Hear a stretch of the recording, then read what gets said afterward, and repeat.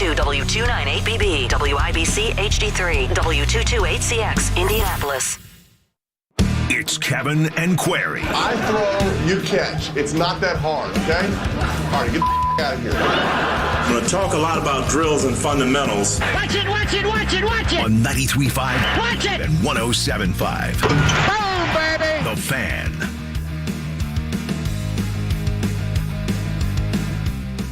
Kevin, is it wrong of me? And feel free to tell me it's wrong of me because I'm wrong frequently. And so in this case, I'm probably wrong, so you can tell me that it's wrong of me. Is it wrong of me that last night, about midway through the evening, I realized that on Monday Night Football, I might have been watching the Derby to see who's going to quarterback the Colts next year? Is that where we are? Oh, man, Baker? Oh, God, this is how we're going to start a Tuesday? The Tuesday before Christmas. Yeah. I just what I loved about last night was guys got to the line of scrimmage, and I could see everybody's breath every play. That was like the best. That was true Lambeau football last night. And why don't we hammer the Packers? There's no way the Rams are tough enough to go win in that environment. Packers suck. Not to mention, the Rams aren't tough enough to win in L.A. this year, right? Let alone Green Bay, right? Boy, that was a thought that didn't even cross my mind. Now, are you referencing Matthew Stafford on the sideline, or are you referencing both quarterbacks on the field? No, both quarterbacks on the field. I'm being very flippant over the fact that if they do not draft a quarterback, they're clearly going to have to go out and get one, right? Does Aaron Rodgers control where he goes? That's another thing that is fascinating to me. Because he's under contract for 4 more years, right? I mean, 3 more after this, right? Didn't he sign a 4-year deal? Yeah, I don't know the exact length, but he's not a free agent. I know that. Baker Mayfield, 12 of 21 for 111 yards, average of 5.3 yards per reception. Yeah, bully ball from A.J. Dillon, couple touchdowns. Packers win 24-12. That keeps the Colts at number 6 in the draft order. Now, as long as the Colts lose on Monday Night Football to the Chargers, coming up here in 6 days, they will move up to 5th in the draft order because we have a Rams-Broncos. Mark, did you say that's a Christmas Day matchup? Yeah. Brett Rippon and Baker Mayfield. Here we go. Let's go. Hey, Mom, got to stop opening up presents. Got to watch Brett Rippon sling it around the yard here. You turn off Christmas Story for the 3rd time. The Rams and the Broncos are playing. So that's good news on the Colts front. As long as they cooperate Monday night against the Chargers, they will enter the final 2 weeks of the season in at least 5th in the draft. Do you remember, order. Kevin? Do you remember when the Rams won the Super Bowl? I think you said it. One of the two of us did. I think it was you. It was like the day after the Super Bowl, and we were saying, well, this is what happens when you mortgage. You push everything in and you mortgage your entire, immediate future for a 1-year run. And kudos to them because they won the Super Bowl, and it's worth it. They're hoisting the Lombardi, but where do they go from here? They have no draft picks for 3 years in the first round. I mean, you look at them right now, 4-10, and literally, seemingly, what do they bank on now? Their picks are going to Detroit. Yeah, and injuries finally got to them. Donald getting hurt, Cooper Kupp getting hurt, obviously Stafford getting hurt, Odell Beckham tears ACL in the Super Bowl. So, and I think there was a legitimate question: is Sean McVay going to coach next year? I think he's a rather sought-after potential TV voice. I could see that. It'll be interesting over the next couple of weeks, I think, to look at the head coaching openings. I mean, right now we have Carolina and Indy. What else unfolds, and how do you compare those jobs to the opening here in Indy? I think that's a huge part of the candidate pool and, what the candidates look for in the openings. What do they feel like they can pass up? All of those things. Good Tuesday morning to you. Kevin Bowe and Jake Query and Mark Dykton here on 93.5, 107.5 The Fan. Are we 72 hours away from Armageddon weather? I think that's right. Late Thursday night into Friday, is that what I'm seeing? Winter bomb, is that what they're calling it? Oh, do we have a name already? Yeah, I was going to say, I haven't heard winter bomb Snow yet. bomb? Didn't the Colts play in a bomb cyclone one year? Bomb cyclone, yeah, I That was remember the that. Niners game, right? Yeah. Wasn't that what that was? Yeah, it wasn't even snow, right? Yeah, something crazy. So we have no show Friday. I guess that's a good thing based off the forecast I've seen, right? Yeah, I mean... God, my pen just broke. I feel like now, I'm in what about second Christmas? grade. So Friday, weather is terrible. Saturday is Christmas Eve, right? Mm-hmm.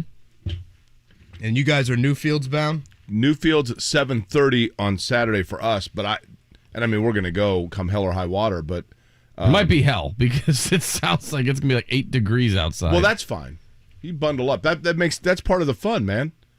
It's part of the fun. I did think about this.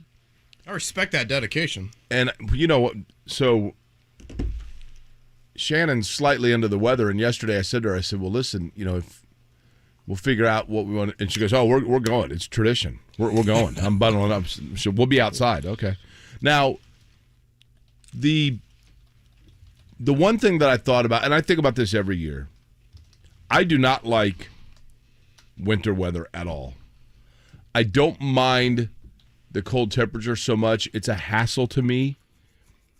But the lack of sunshine really gets to me, really bothers me, right? But even with that. Got great sunshine yesterday.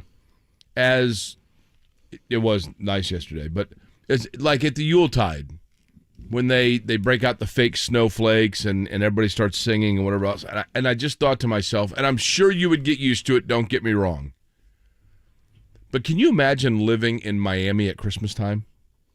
Isn't like part of the Christmas tradition, isn't part of Christmas or the holiday season, whether it's Hanukkah, whatever you may celebrate, New Year's night would be a good example here. But isn't part of just the holiday season the tradition of like people scurrying inside like, ooh, boy, it's chilly out. Okay, well here, have a cup of coffee or a hot chocolate isn't that part of the deal? Yeah, it's not real Christmas to me. What's not the Sunshine Christmas, you mean? South Beach. Yeah. I mean, I'm sure I'd get used to it. You're not building any character there. That's not how Santa's sleigh works. That's right. That's exactly right. Santa's got that big coat on for a reason, right? Operates in cold weather. I never thought about that. What happens when Santa's got to be dying when he goes to like Ecuador? Yeah, he probably is able to shed off a few of those pounds and put them back on with all the cookies he's eating. That's he's probably pumping Around that iron. time. What do you think he's doing? He's probably shredded. We'll keep you posted Santa on that Daddy. later in the week. Obviously, something to monitor. Tonight, you've got IU back in action against Elon. The Xavier Johnson. Say he's running Twitter. Wow. How much stuff does he have on his busy. plate right now? I can tell he doesn't have his fingerprints on the Elon basketball team, or maybe he does. They're 2-10 on the year. Care to guess the 2 wins for Elon? Lipscomb and Bryant. I feel like Lipscomb's got to be their rival, right? That's a great guess. And Bryant, right? They have beat Erskine and Johnson and Carl Wales. Johnson and Wales? Johnson and Wales. Johnson was hurt that night. It was just Wales. That's why they got the win. So that Johnson got hurt and he was wheeling. That's right. Is that like Boris and then Wales? I'm kind of confused where Johnson Seriously, and Wales. Where is Johnson and Wales? I got to look this up. What's Johnson and Wales' mascot? A law firm, it sounds like. Do you recall the name?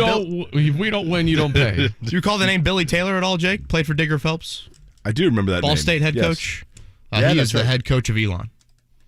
First year down there. Obviously, Indiana should not be tested on the basketball floor tonight, but Providence, Rhode Island for Johnson and Wales started in 1914 by Gertrude Johnson. You know your school's old when it was started by Gertrude. Yep, we got a statue out front of Gertrude. Gertie, as she's known. I do feel this about IU with Elon tonight, and then I forget who they've got before the end of before they do Christmas break, because they don't play again until it's Kennesaw State. That's the other game they have. They don't play after that until January 5th. So it's this 2 games, then a long break. They've got to just trial and error point guards out almost here over the next couple of weeks. The Xavier Johnson update from Mike Woodson last night was, we'll wait on if X ever gets the chance to come back. But right now we need to move forward with what we've got.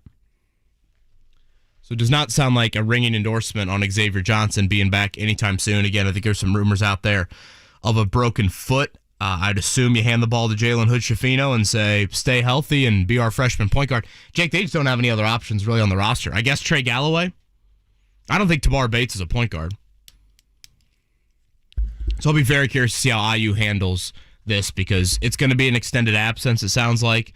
Again, they don't have many meaningful games in the next couple weeks, but you've got to spend tonight just seeing what you got with different guys on your roster and see if you can find anything at the point guard position outside of Hood Schifino. It's definitely unfortunate. You can read between the lines. Maybe that's dangerous to do with his comments that certainly well into Big Ten play, it looks like Xavier Johnson, if he plays this year, is going to be he basically said, if we get him back. I don't think CJ Gunn's a little bit more off the ball. So, again, same with Tamar Bates. I know that Galloway's handled it or did a little bit in that Rutgers game when or that Arizona game when Xavier Johnson was out. So I think it's a huge question for Mike Woodson and his staff. You obviously have a lot of practice time between now and January 5th when you start Big Ten play again at Iowa. But obviously a huge question right now for the Hoosiers. By the way, did I already mention, and I should have mentioned this yesterday, and if I didn't, I might have already mentioned it this morning. I'm still half asleep, so my apologies. Happy 58th wedding anniversary to my parents yesterday. Nice. I forgot to mention that yesterday. That's a big number. It is. I was thinking about that. I'm like 58. That's good for them. Yeah. They got married at the age of. That's what I was thinking about. So my dad would have been. This is amazing. When my parents got married, my dad would have been 22 and a half, and my mom was 21. Boy. Safe to say marriage was not on my radar at that age. Different time period, I guess, right? Just a different era, but. That's awesome. But yeah, 58 years. They went to St. Elmo last night and went to dinner. And so they had a little Christmassy marriage. They did. Both of them from Indianapolis. My dad was a North Central and Broad Ripple guy. My mom went to Short Ridge. And then 52nd and Meridian, my dad pulled up at a stoplight next to the car my mom was sitting in, but my dad knew the woman, my mom's friend, said, "Hey, who was that girl in the car?" And lo and behold, there you go. Boy, that's quite the story. I know. My dad had some game, huh? Man, I was struggling there for a while. I should have tried that one. Hey, put down your window. You got a moment? Oh, the light just turned green. There you go. I really tried to hit these lights on Meridian. I have to be really careful when I say my dad met my mom on a street corner, right? Yeah, so I've got to be really careful. Tread water lightly. I have to probably explain, just move right? on after that one. That's right.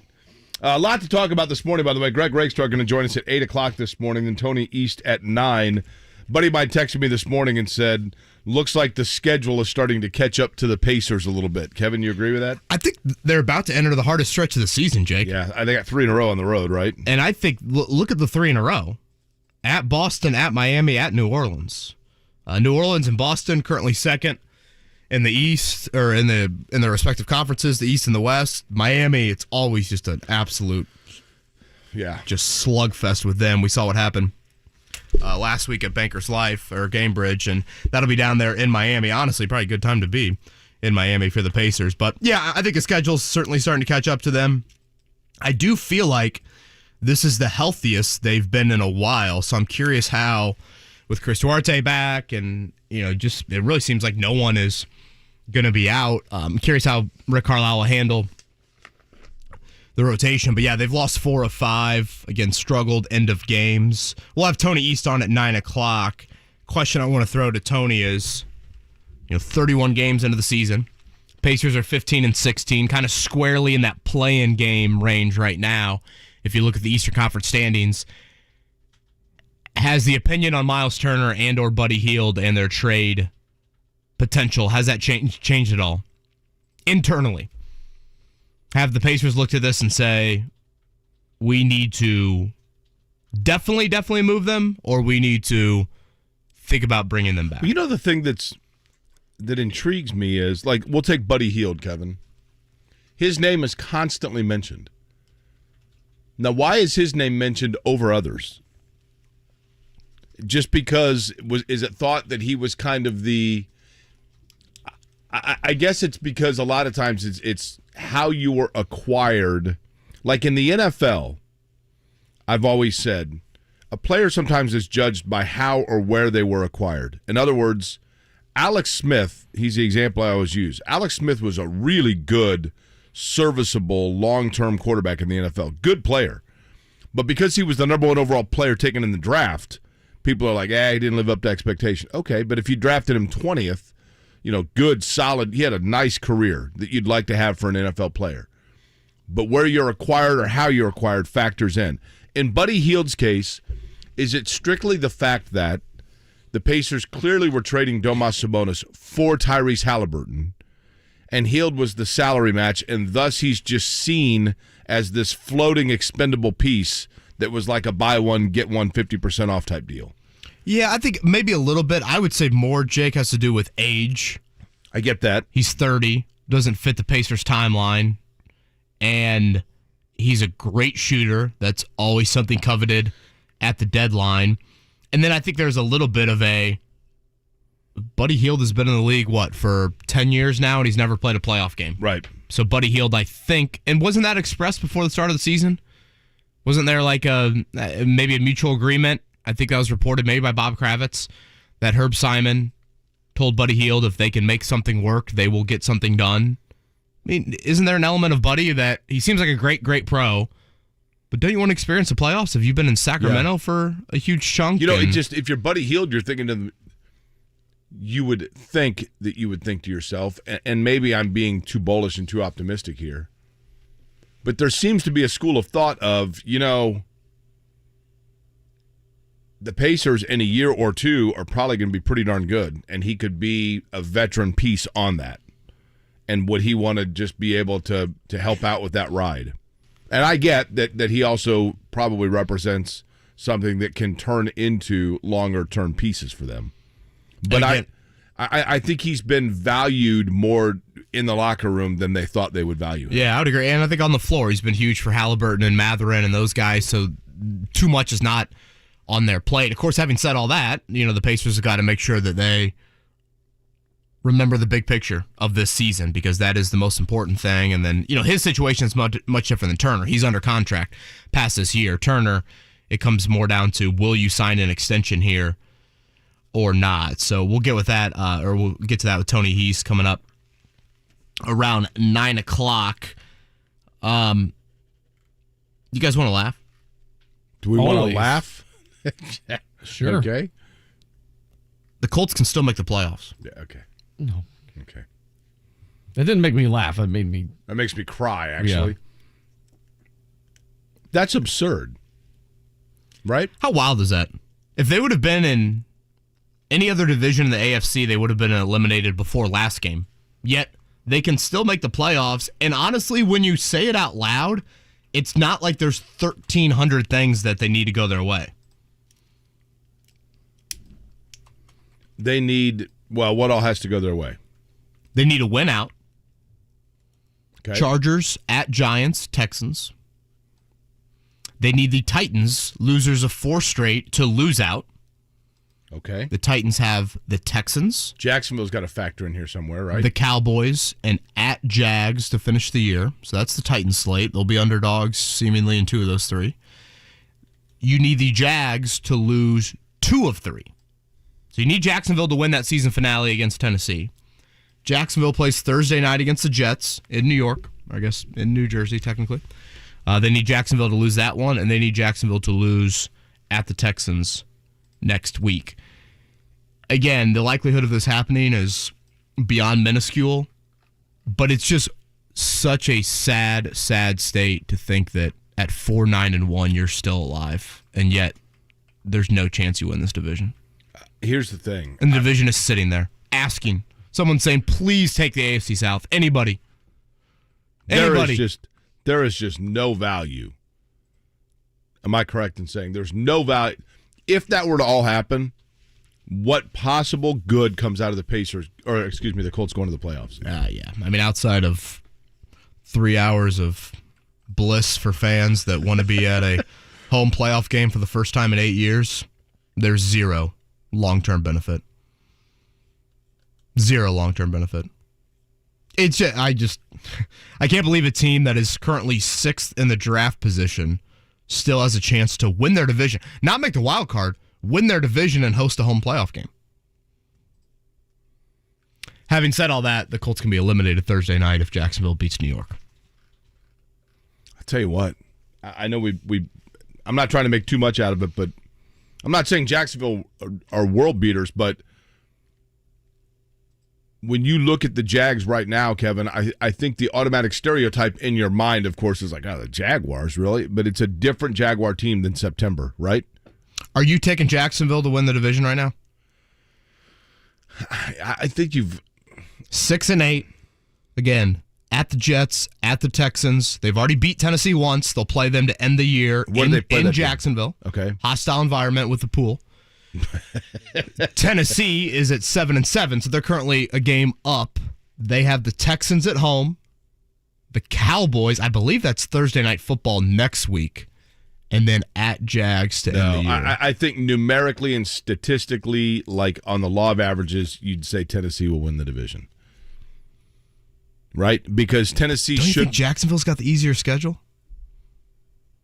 Well, it comes down to this. Who do you think wins head-to-head between Jacksonville and Tennessee? That's a huge, huge part of it. And if a game like that, although, a year ago, Jacksonville won a game to end the year that nobody thought they'd win, wouldn't it be...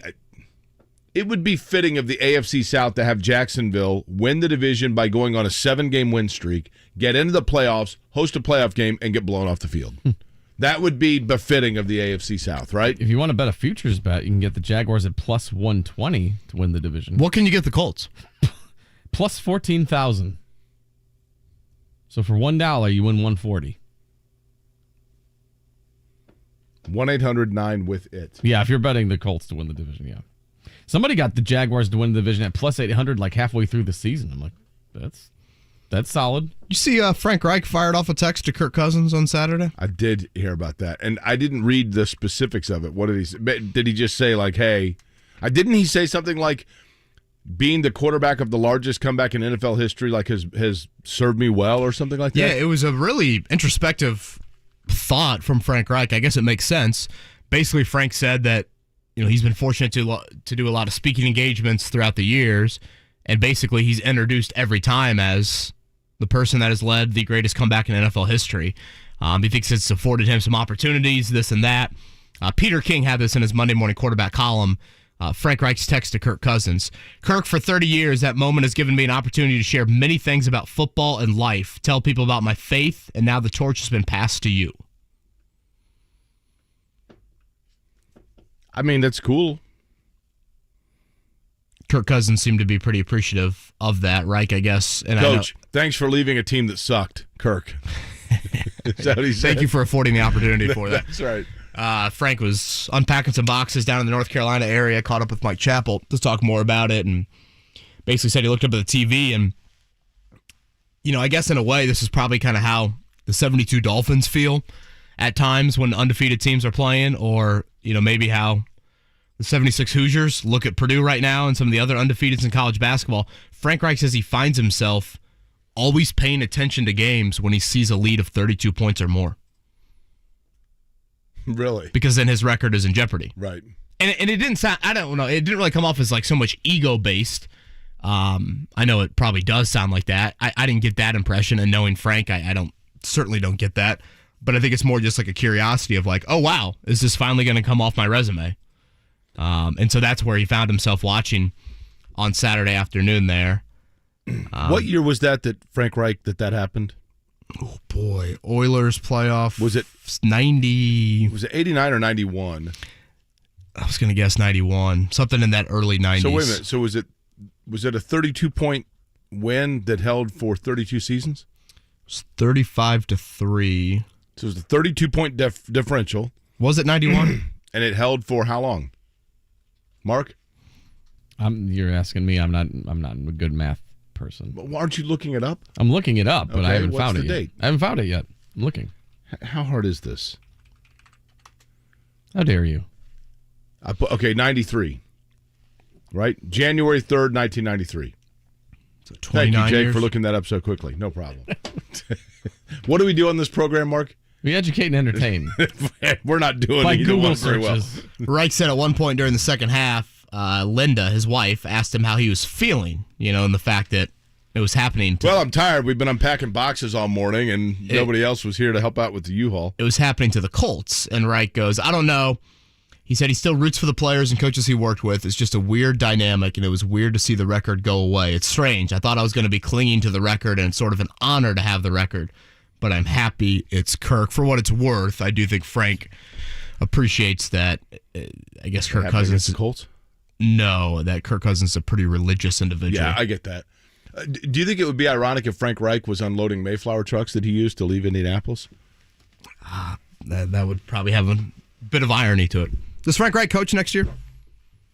Depends on whether he wants to be a head coach or an assistant coach. If he wants to be a head coach, I think it might be a challenge. If he wants to be a quarterback or offensive coordinator coach, I would think there are going to be plenty of opportunities, right? What about right there in Carolina? Yeah, good point. I mean, he's going to be Wasn't he the first quarterback in the history of the Carolina Panthers? I mean, he's going to be... Do you remember when Deion Branch was like inexplicably living in Indianapolis and the Colts were like in need of a receiver a couple years ago, and people were like, Deion Branch lives here, so isn't Reich's name just going to come up naturally? Didn't they sign him for like 48 hours during the playoffs one year, Deion Branch? That's right. He just coached Louisville to a bowl win. That's right. Fenway Bowl. I Drew think he'll Brees. get some interviews. Say it again. I think he'll get some interviews. I don't know. Yeah, and again, how many openings are we going to have? Right. I think that's a big question. I know we say that every year around this time, but it doesn't seem like there's going to be 7 or 8. It seems like more 4 or 5 in that range. Again, you have Indy, you have Carolina, potentially Arizona. I feel like the Bucks could be one because Doug See about Bowles. Denver. Really? Yeah. Boy, it seems quick for Todd Bowles. Todd Bowles. Yeah, Doug Bowles. I was going to say. I said Doug Bowles. It's a hell of a Yeah. multitask. Yeah. Doug Bowles does wear a lot of hats. Season. Todd Bowles, though, I feel like there's going to be a lot of upheaval in Tampa. Speaking of Deion Branch, Drew Brees met the media yesterday. We'll play some of that audio here coming up about his 2-week stint helping out the Purdue coaching staff as they get ready for the Citrus Bowl against LSU. Less than 2 weeks away, January 2nd, as Purdue takes on Brian Kelly's family down there in Florida. Kevin Bowe and Jake Query, Mark Dykton on looks to be a pretty nice Tuesday morning here in Indianapolis. Thanks for tuning in to Kevin and Query. The Ride with JMV. I don't know how in the world you bring Chris Ballard back with his philosophy, with his blueprint, with his path to success that has absolutely blown up in everybody's face. This does not work. This offense is awful. How in the world can you bring him back for a 7th year? Is there nobody else out there you feel is qualified? The Ride with JMV. Weekdays 3 to 6. On 93.5 and 107.5. The Fan. Give the gift of Cheesecake Factory. Get a $15 bonus card for every $50 gift card purchased at the Cheesecake Factory restaurants or at thecheesecakefactory.com through the end of the year. Well, it's a great honor. It's obviously not the reason I volunteer, but it's nice. Meet Chuck Bouillou, retired registered nurse, volunteer at Meals on Wheels, and another Jiffy Lube Do More winner. And I'm Jiffy Lube owner Jennifer Sanner. At Jiffy Lube, we are rewarding Hoosier volunteers who use their vehicle to do more to make Indiana a better place to live. Satisfying that I know that at least that day they will get a meal, maybe even 2 meals. Each month, Jiffy Lube of Indiana provides a volunteer free vehicle maintenance for a year. Whether it's someone who delivers smiles and supplies or drives somewhere to serve on site, Jiffy Lube supports local givers who count on their car to do more for Indy, and we love to hear their stories. To get an oil change every couple months, it's nice.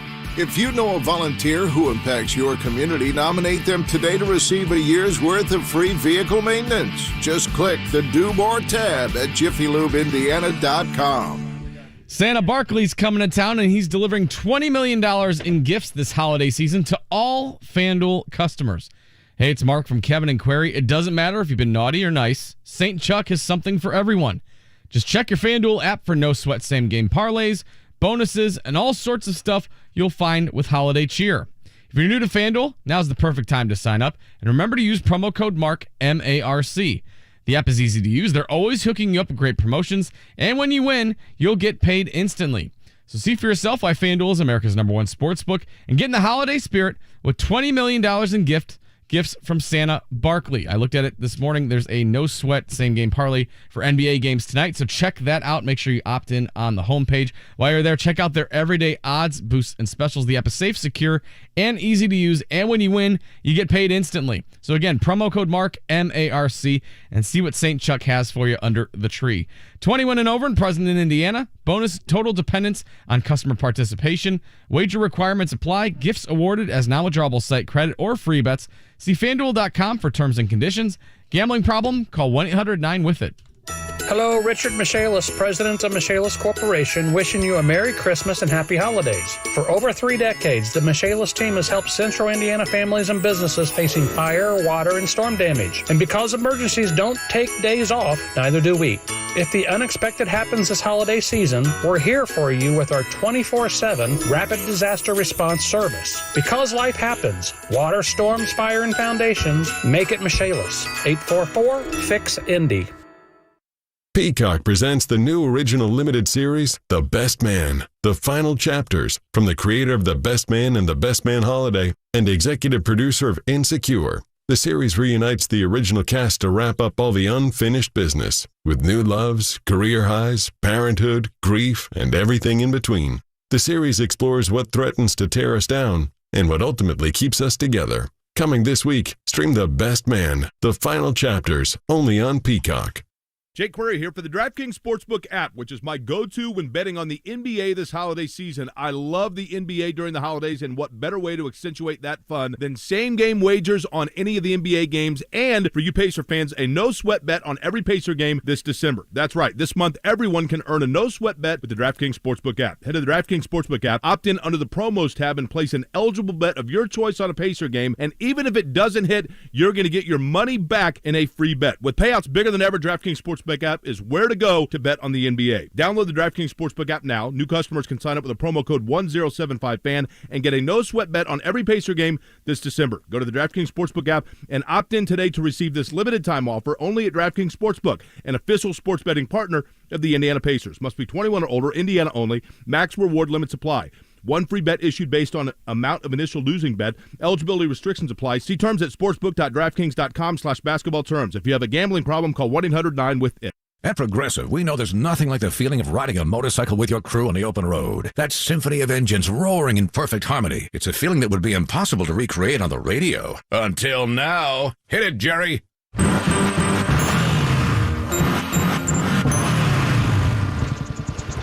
Oh, my word. Really, really terrible. Was that a glockenspiel, Jerry? Quote with Progressive and see if you could save with America's #1 motorcycle insurer. Progressive Casualty Insurance Company and Affiliates. No, Jerry. It's over. Football season is underway, so now is the perfect time to download FanDuel, America's #1 sportsbook. Because right now, new customers get a no-sweat first bet up to $1,000. Just sign up with promo code PLAY. FanDuel has all your favorite bets from the money line to point spreads to player props. So sign up today with promo code PLAY for your no-sweat first bet. Make every moment more this season with FanDuel, official sportsbook partner of the NFL. 21 plus in select states. First online real money wager only. Refund issued as non-withdrawable free bets that expires in 14 days. Restrictions apply. See terms at sportsbook.fanduel.com. Gambling problem? Call 1-800-GAMBLER or visit fanduel.com/RG in Colorado, Iowa, Michigan, New Jersey, Pennsylvania, Illinois, and Virginia. 1-800-NEXT-STEP or text NEXT-STEP to 53342 in Arizona. 1-888-789-7777 or visit ccpg.org/chat in Connecticut. 1-800-9-WITH-IT in Indiana. 1-800-522-4700 or visit ksgamblinghelp.com in Kansas. 1-877-770-STOP Louisiana. 1-877-8-HOPE-NY or text HOPE-NY 467-369 in New York. Tennessee Redline 1-800-889-9789 in Tennessee. 1-800-522-4700 in Wyoming or visit 1-800-GAMBLER.net in West Virginia. The Morning Checkdown, brought to you by Ball State Basketball. Get your tickets at ballstatesports.com on 93.5 and 107.5 The Fan. The real Lambeau weather night last night for the Green Bay Packers hosting the Los Angeles Rams, 24-12. The Packers defeat the Rams. They're lurking Green Bay. Like who's that final NFC playoff team? Ain't gonna be the Packers. Mark, a little biased with that answer. What is Seattle's record? Seattle's on the outside looking in, right? 7-7, right? The Lions are right there at 7-7. We're going to see what happens with the Giants here down the stretch, or the Giants or the Commanders. One of those teams will be in the mix. But yeah, Green Bay wins last night. A.J. Dillon, couple touchdowns. Aaron Jones had one as well. Aaron Rodgers threw for over 220. So that means the Colts stay at 6th in the draft order. Again, if they lose Monday night to the Chargers, they will definitely move up at least one spot because 2 teams above them are playing. That would be the Broncos and the Cardinals this weekend. There's like a serious traffic jam in the NFC, and everybody's in an 06 Honda Accord, right? Like, there's a bunch of teams that are just hanging around at like 7-8 wins, you know? Nobody jumps out at you. Yeah, nobody. That Rams-Packers game last night, they said, was the, for the Week 15 slate, was the largest deficit, largest score differential, 12 points. Really? Yeah. I was like, that's crazy. I did see a stat that it's the closest NFL season in the history of the league. Yeah, so 12 points was the largest deficit. Parity what they won. College basketball, top 25. Yesterday, coaches poll out. Purdue, of course, number 1. Followed by UConn, Houston, Kansas, and Arizona. Indiana in the coaches poll tumbles to number 21. They fall 5 spots now at 8-3. Interesting that, and I know I'm obsessed with unbeatens, but interesting there are only 5 unbeatens left, and 2 of them aren't even ranked. Utah State and New Mexico. Mississippi State is 15th. They're also unblemished. Tonight, IU will play a team that's been beaten often this season. That would be Elon. They are 2-10 on the year. Certainly, this should be an easy win for the Hoosiers, but with Xavier Johnson's injury situation, it's important, I think, for point guard evaluation for IU here as they play Elon this week. Have Kennesaw State as well. Again, Xavier Johnson, the update from Mike Woodson last night. We'll wait on X if he ever gets the chance to come back, but right now we need to move forward with what we've got. If he ever gets the chance to come back is... In coach lingo, that does not sound good to me. No, that does not. So again, 7 o'clock tip from Assembly Hall. The Pacers back in action tomorrow night. Tough stretch coming up here on the road. At Boston, at Miami, at New Orleans. Indiana's lost 4 of 5. An inability to finish games has been an issue there. Here was Tyrese Halliburton yesterday on that. I look at it as we got to win those games. Like, the whole tide of the season shifts if we win 5 of those, right? I mean, record changes, our seeding changes, how we feel changes, everything changes right now. So we just got to be better at closing games, and that comes with experience as a unit, comes with experience for me as a point guard and as a leader, how I can do a better job of communicating what I want offensively, the pace at which we play, and continuing that through the course of a game, not slowing down in the last 5-6 minutes, waiting to do that to the last a couple minutes or last minute, to be honest. So just come with experience for me and for us as a group. I think one of the things they need, Kevin, quite frankly, and this, to his point, comes with experience, is just a clear understanding in late game situations of who the guy is. Who the ball is definitely going here. You know, is it Halliburton? Is it Mathurin? It's been Halliburton. Is it Hield? You know, so that's the one thing I think that will help them out. Celtics have lost 4 of 5, including 2 in a row to the Magic. So it's kind of an odd twist to how well the Celtics have played this season. Malcolm Brogdon's had a pretty good year for them coming off the bench. They've managed his minutes, just 23 minutes per game, but he's been, I think, exactly what they were hoping for. Obviously, health will be the concern throughout the rest of the season. All right, we come back. We can play some of that Drew Brees audio. Again, Drew Brees going to coach or help out Purdue here in the next couple of weeks as they get ready for their bowl game. And a little bit more on the Colts conversation. Should this Jonathan Taylor injury impact contract extension for him this offseason? That, if Chris Ballard precedent is any indication, Jonathan Taylor is going to get some money this coming offseason. Should how his year 3 unfolded health-wise and a little bit on the field, too. Should that impact anything? We'll chat about that coming up next. Kevin Bowen, Jake Query, Mark Dykton. The Colts host the Los Angeles Chargers on Monday Night Football. The coverage starts at 5:30 on The Fan and 97.1 Hank FM. It's the BullseyeEventGroup.com Colts VIP tailgate presented by Hayes & Sons Restoration. All you can eat, all you can drink, 3 hours before kickoff inside the Bullseye Event Center right across the street from Lucas Oil Stadium. Get your passes today. BullseyeEventGroup.com for the Colts VIP tailgate presented by Hayes & Sons Restoration. All you can eat and the food presented by Food Network chef Aaron May. Bullseye Event Group offers indoor and outdoor climate control lounge seating for a VIP tailgate experience. All ages welcome. Go to BullseyeEventGroup.com and get your tickets now.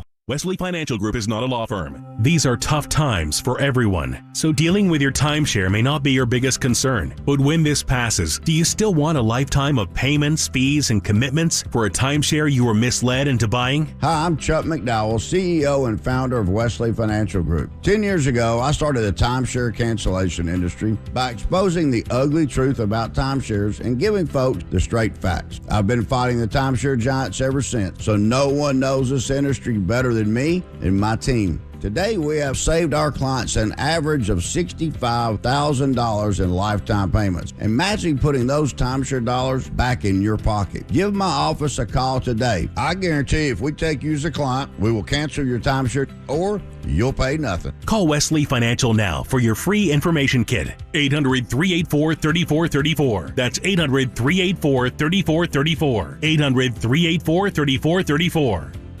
Hey there, Jake Query. Good morning to you. You know, it used to be the worst part of my day was that first step in the morning. You folks know what I'm talking about. If you've had foot pain, you step out of bed and you forget about the fact you've got plantar fasciitis or something with your feet, and literally you take that first step. Whoa, what in the world?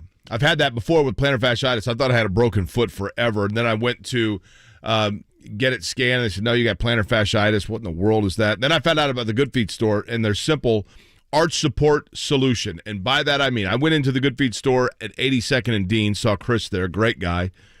Just said, man, here's exactly what I'm experiencing. He knew exactly what I was talking about because that's what he deals with, is helping people out with foot pain.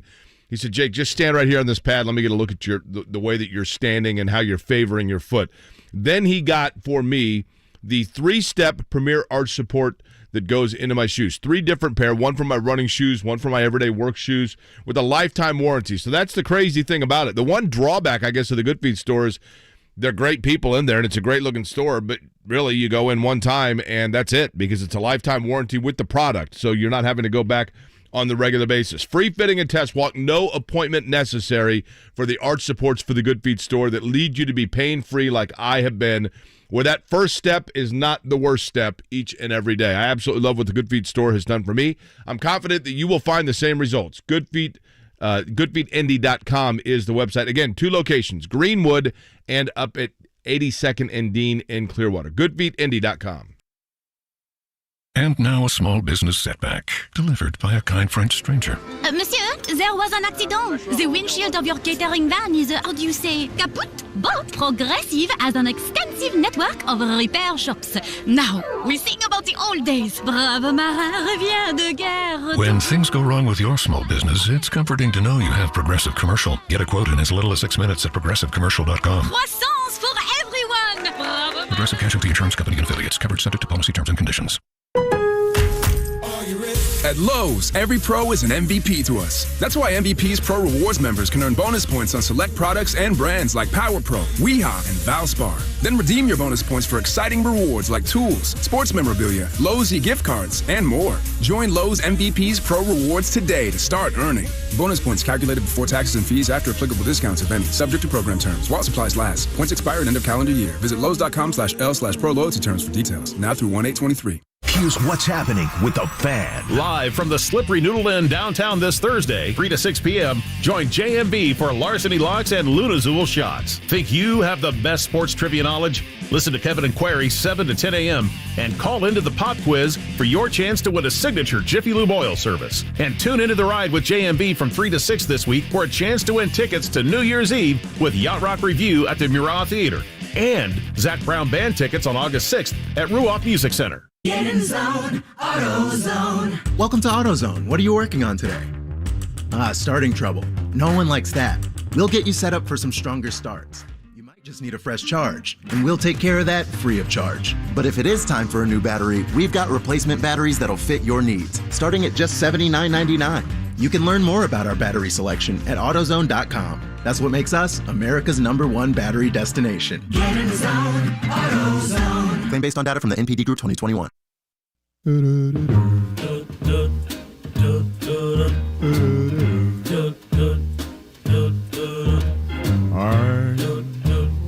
dreaming of a white Christmas. It's Kevin and Query on 93.5 and 107.5. The Fan. Where those straight 16 minutes before the hour of 8 o'clock on what looks like right now, at least, for those of you just getting up, a decent sunrise here in Indianapolis. We might actually see the sun for the second straight day, which is good. Happy holiday season to you. If Hanukkah is what you are celebrating, happy Hanukkah. I believe that we are in day 2 or 3. Kwanzaa this week as well? That celebration. Kwanzaa, I believe that is correct this week. So whatever it might be that you celebrate. And safe travels this week. Sounds like Kevin's getting his white Christmas, too. Maybe too much. I know. Yeah, be careful what you wish for. But yeah, it definitely sounds like later this week things could get dicey. So I know it's a busy travel week for a lot of people. So Kevin wanted white Christmas. Now 2 feet of snow is coming. Are you going to Chicago, Mark? Yeah, Thursday afternoon. So that'll be fun. And then what's the forecast in Chicago? Like 2 feet of snow. Is it really? Yeah, it's like I think 12 to 18 inches from Thursday to like Friday night. And then my mom's like, when are you coming in? I'm like, well, Thursday. She's like, why don't you wait till Friday? I'm like, because Friday's worse, Mom. It doesn't look too good on Friday. Friday's no better. And then, yeah, it looks like there's going to be even more Saturday and Sunday. So, yeah, I just said a light dusting, but I guess be careful what you wish for. Yeah. Well, but it's not supposed to be. So in the Indianapolis area, is it supposed to snow significantly? I think we're supposed to get a decent amount here, too. On Thursday, though, right? On Friday, not Saturday, correct? That's the forecast I saw, yeah. Okay. Late Thursday, mostly on Friday. So you called it the winter bomb, though? That's what's coming here? That's what Brian Wilkes called it, I think, right? He has catchy names for everything.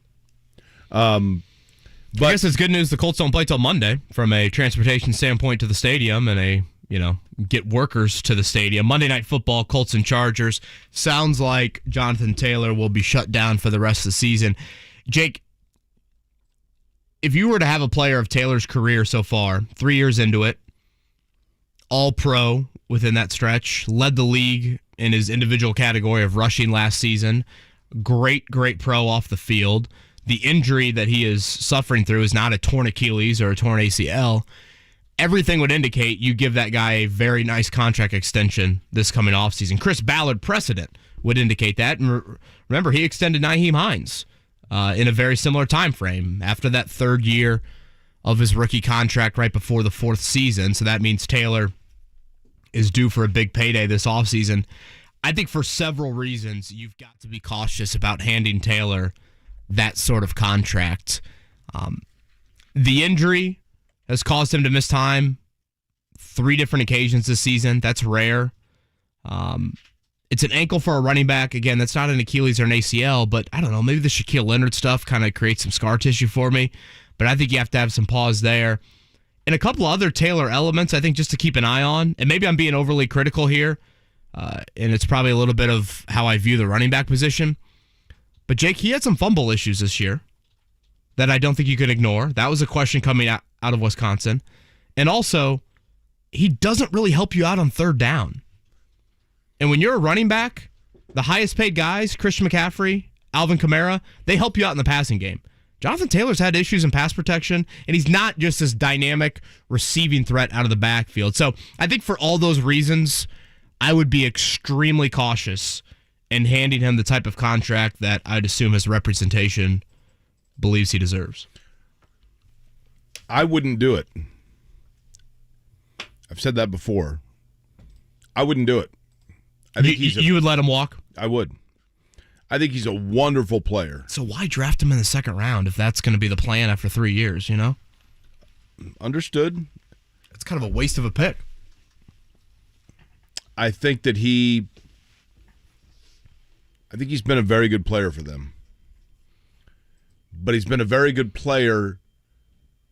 He is at a luxury, quite frankly. At a luxury, because you can have that really good player, but if you don't have everything else around it, it doesn't make a difference. As evidenced by the fact that he was the leading rusher in the league and that did not allow them to get where they wanted to go.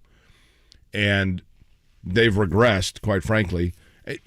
The fact that I would not extend Jonathan Taylor is at no fault. As a matter of fact, it's probably a credit to Jonathan Taylor because he has played to the level where he demands and the amount of money that he would command. I just feel like the Colts are better served spending that money elsewhere, number one. Number two, I say that, though, and I'm going to contradict myself here a little bit. I don't know that he gets that money elsewhere because I don't know how valued that position is. I just don't. And what he brings particularly to the his table. style, Jake. That's what I mean. If you look at the highest paid running backs, they're receiving threats. He's not necessarily that. Ezekiel Elliott obviously got a big deal, but that was several years ago. Taylor falls more into that category and less in the Christian McCaffrey, Alvin Kamara sort of category. Kevin, and listen, I am well aware of the fact that people tire of hearing me do two things. Number one is say the word listen, and number two is make bad analogies. I get it, but sometimes it's the only way that I know to try to illustrate something. To me, the Colts are like a house that they're getting ready to put on the market, or for that matter, a house that they're just simply trying to make able to move into. And the areas of need are, the exterior shingles, one of the bathroom pipes, and the furnace. Very critical pieces still need to be addressed.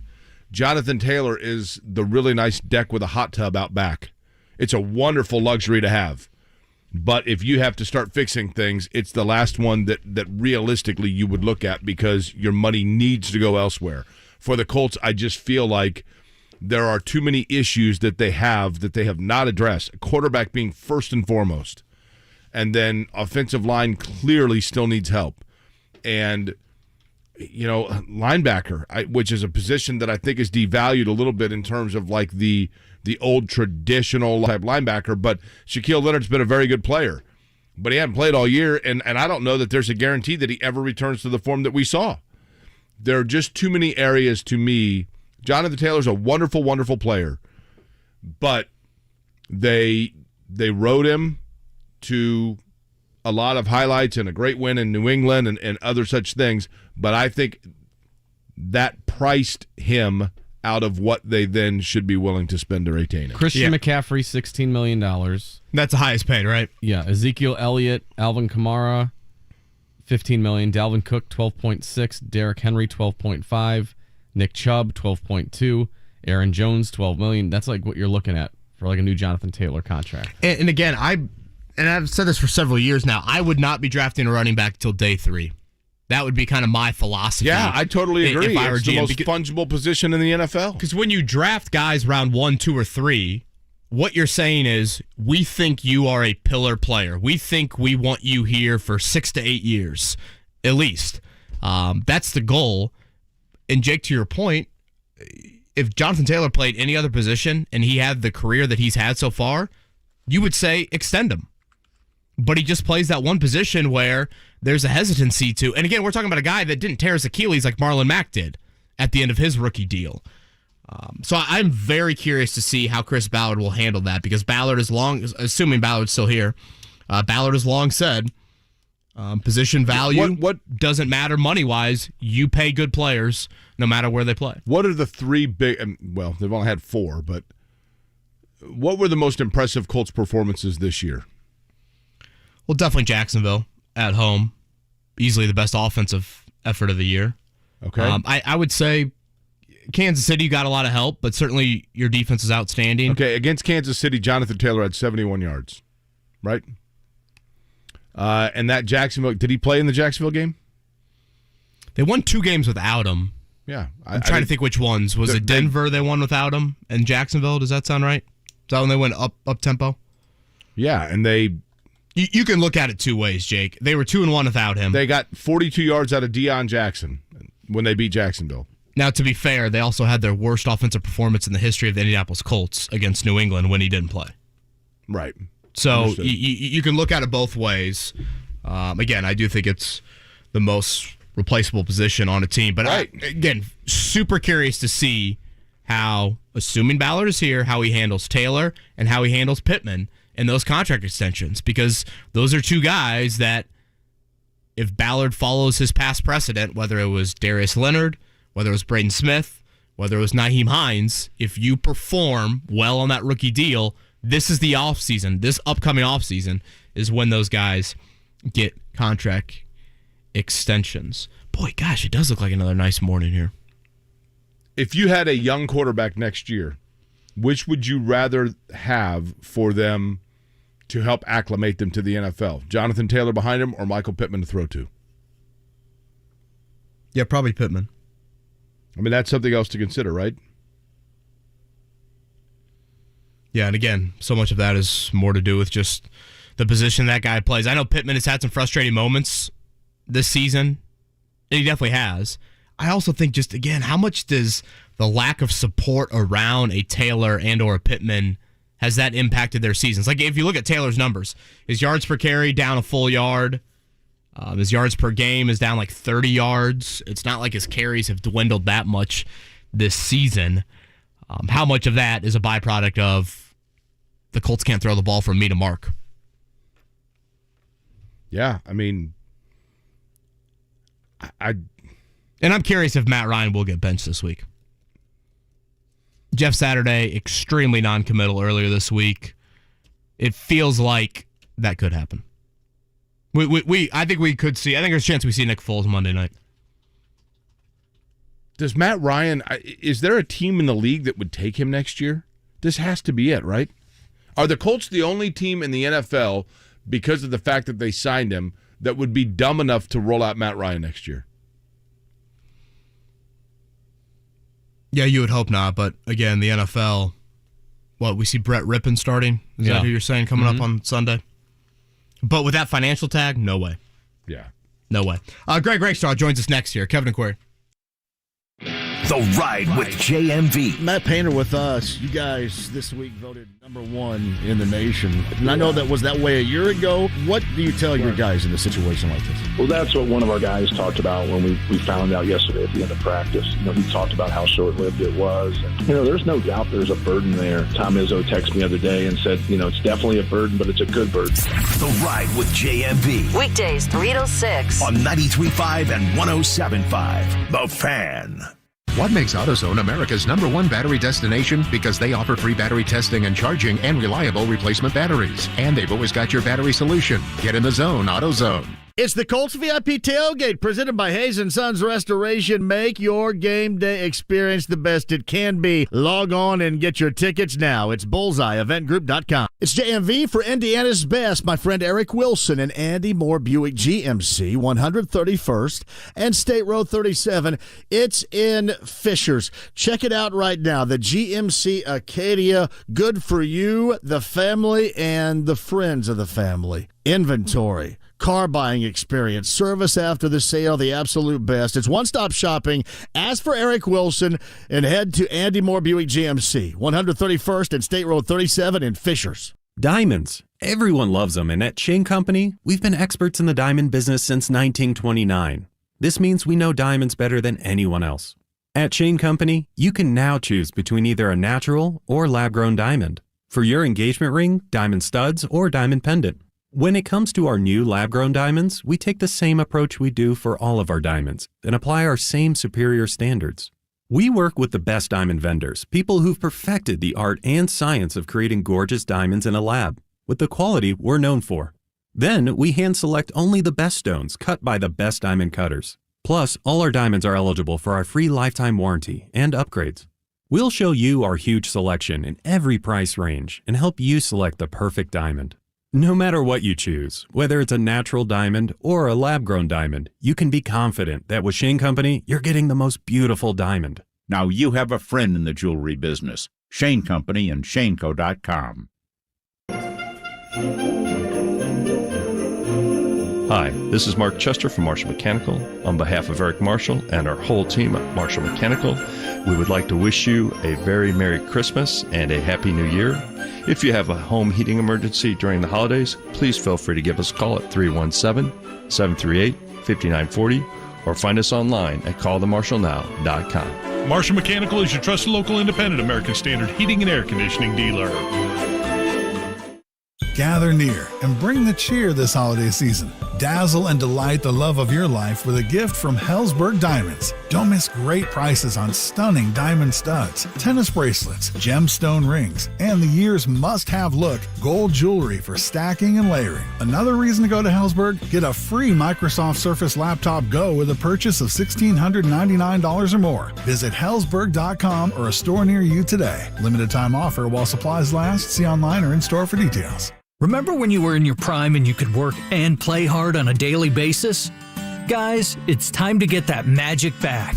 If you're ready to feel great again, go see Affinity. Affinity Whole Health is the leader in testosterone and hormone replacement therapy. When you start with Affinity, you'll see a jump in your energy, mental focus, and drive. Get started for free at feelgreatindy.com. Then the full hormonal blood panel and medical consult is just $99. Go to feelgreatindy.com today. Hi, welcome to IKEA and our winter sale. Hi. We've got hundreds of offers on everything from storage solutions to... I'm sorry, did you say hundreds? Yes. I'm still working from home. Anything to help me get organized? Absolutely. Check out our offers on shelving and desks. Ooh, what about mattresses? Yep, those too. Dressers? Sofas? Yes, and yes. I think I need a bigger cart. Visit us at ikea-usa.com/offers for details. Offer dates may vary. U.S. only while supplies last. Selection may vary by store and online. See store and ikea-usa.com/offers for complete terms. Restrictions apply. At Lowe's, every pro is an MVP to us. That's why MVP's Pro Rewards members can earn bonus points on select products and brands like Power Pro, Weehaw, and Valspar. Then redeem your bonus points for exciting rewards like tools, sports memorabilia, Lowe's e-gift cards, and more. Join Lowe's MVP's Pro Rewards today to start earning. Bonus points calculated before taxes and fees after applicable discounts, if any. Subject to program terms. While supplies last. Points expire at end of calendar year. Visit Lowe's.com/L/Pro Loyalty terms for details. Now through 1/8/23. 93.5 and 107.5. The Fan. WIBC HD2 W298BB. WIBC HD3 W228CX. Indianapolis. The Pacers are in Boston to take on the powerful Celtics tomorrow night at 7 on 93.5 and 107.5 The Fan. Was the night before Christmas, and all through the Hold house... it now, wait, hold it. That's played out. Hit it.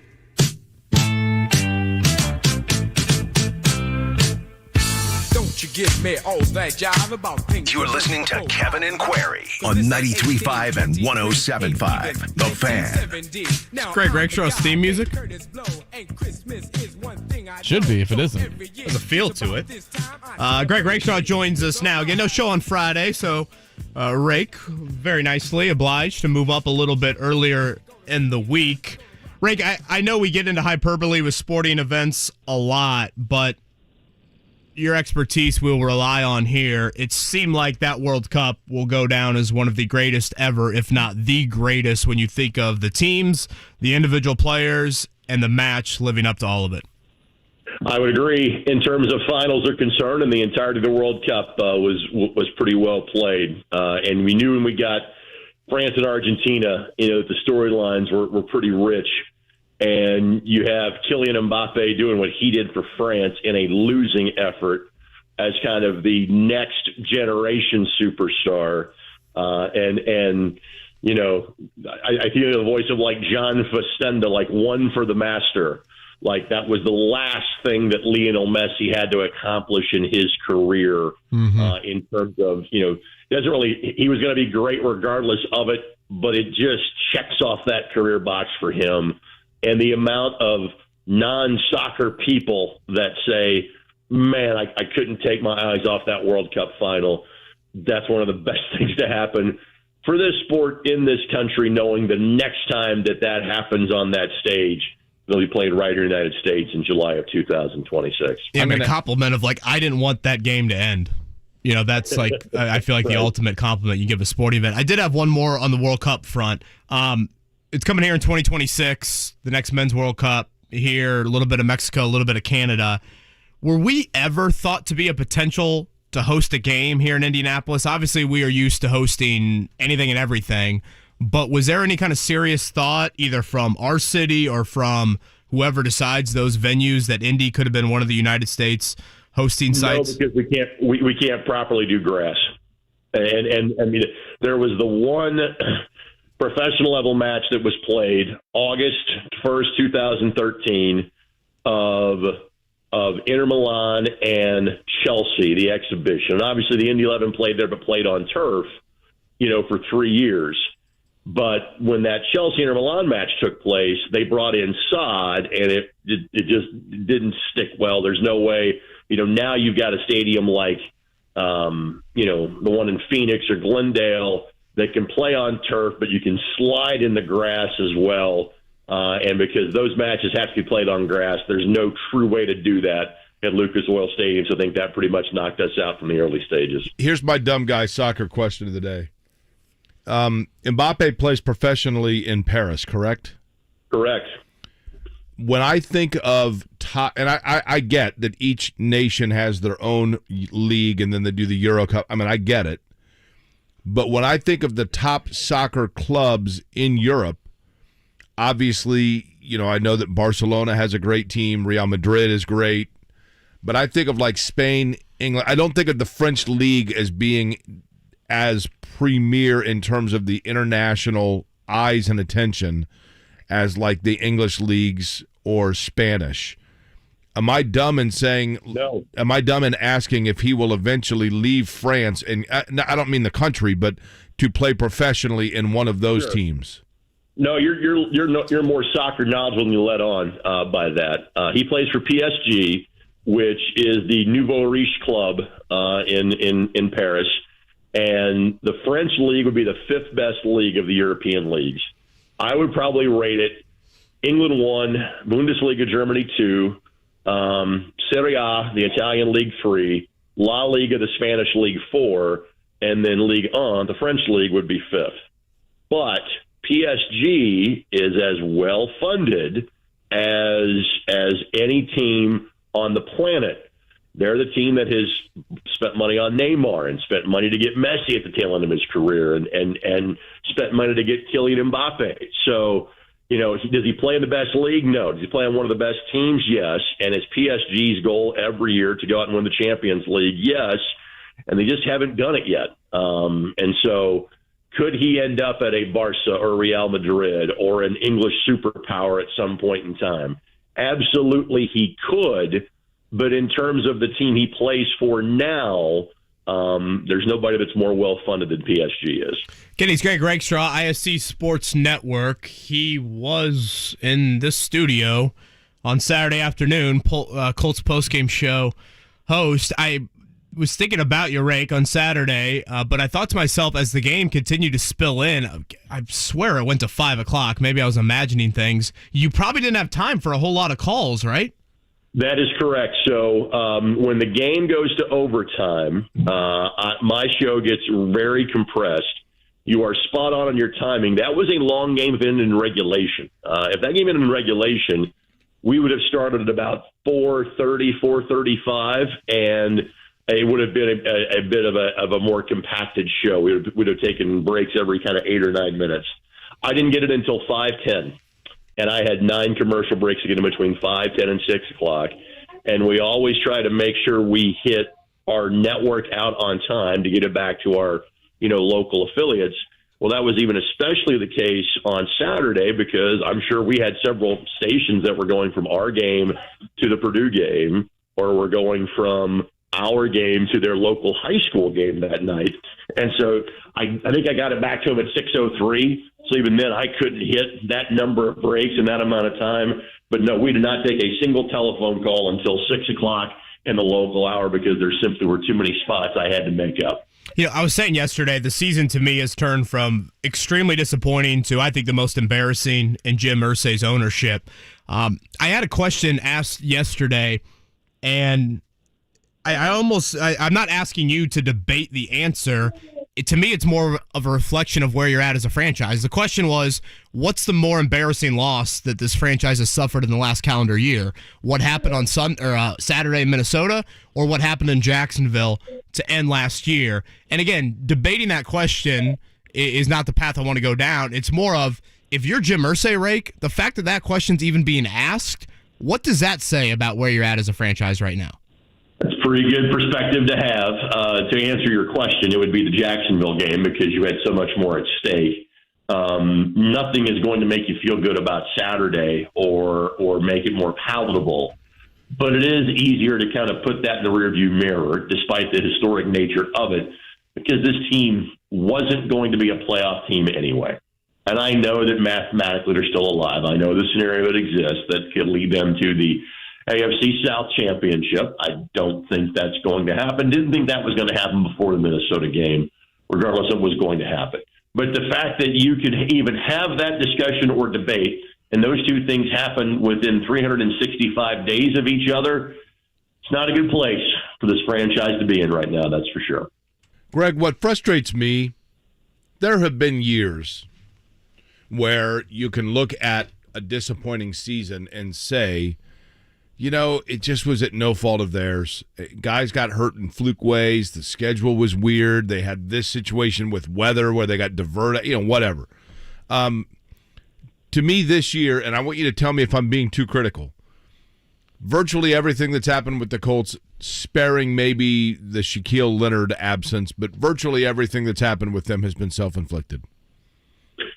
Yeah, no, I get it. There are no of those qualifiers this year. And even with Shaquille Leonard's injury and with Jonathan Taylor's couple of injury stints, this is a team that has been largely healthy.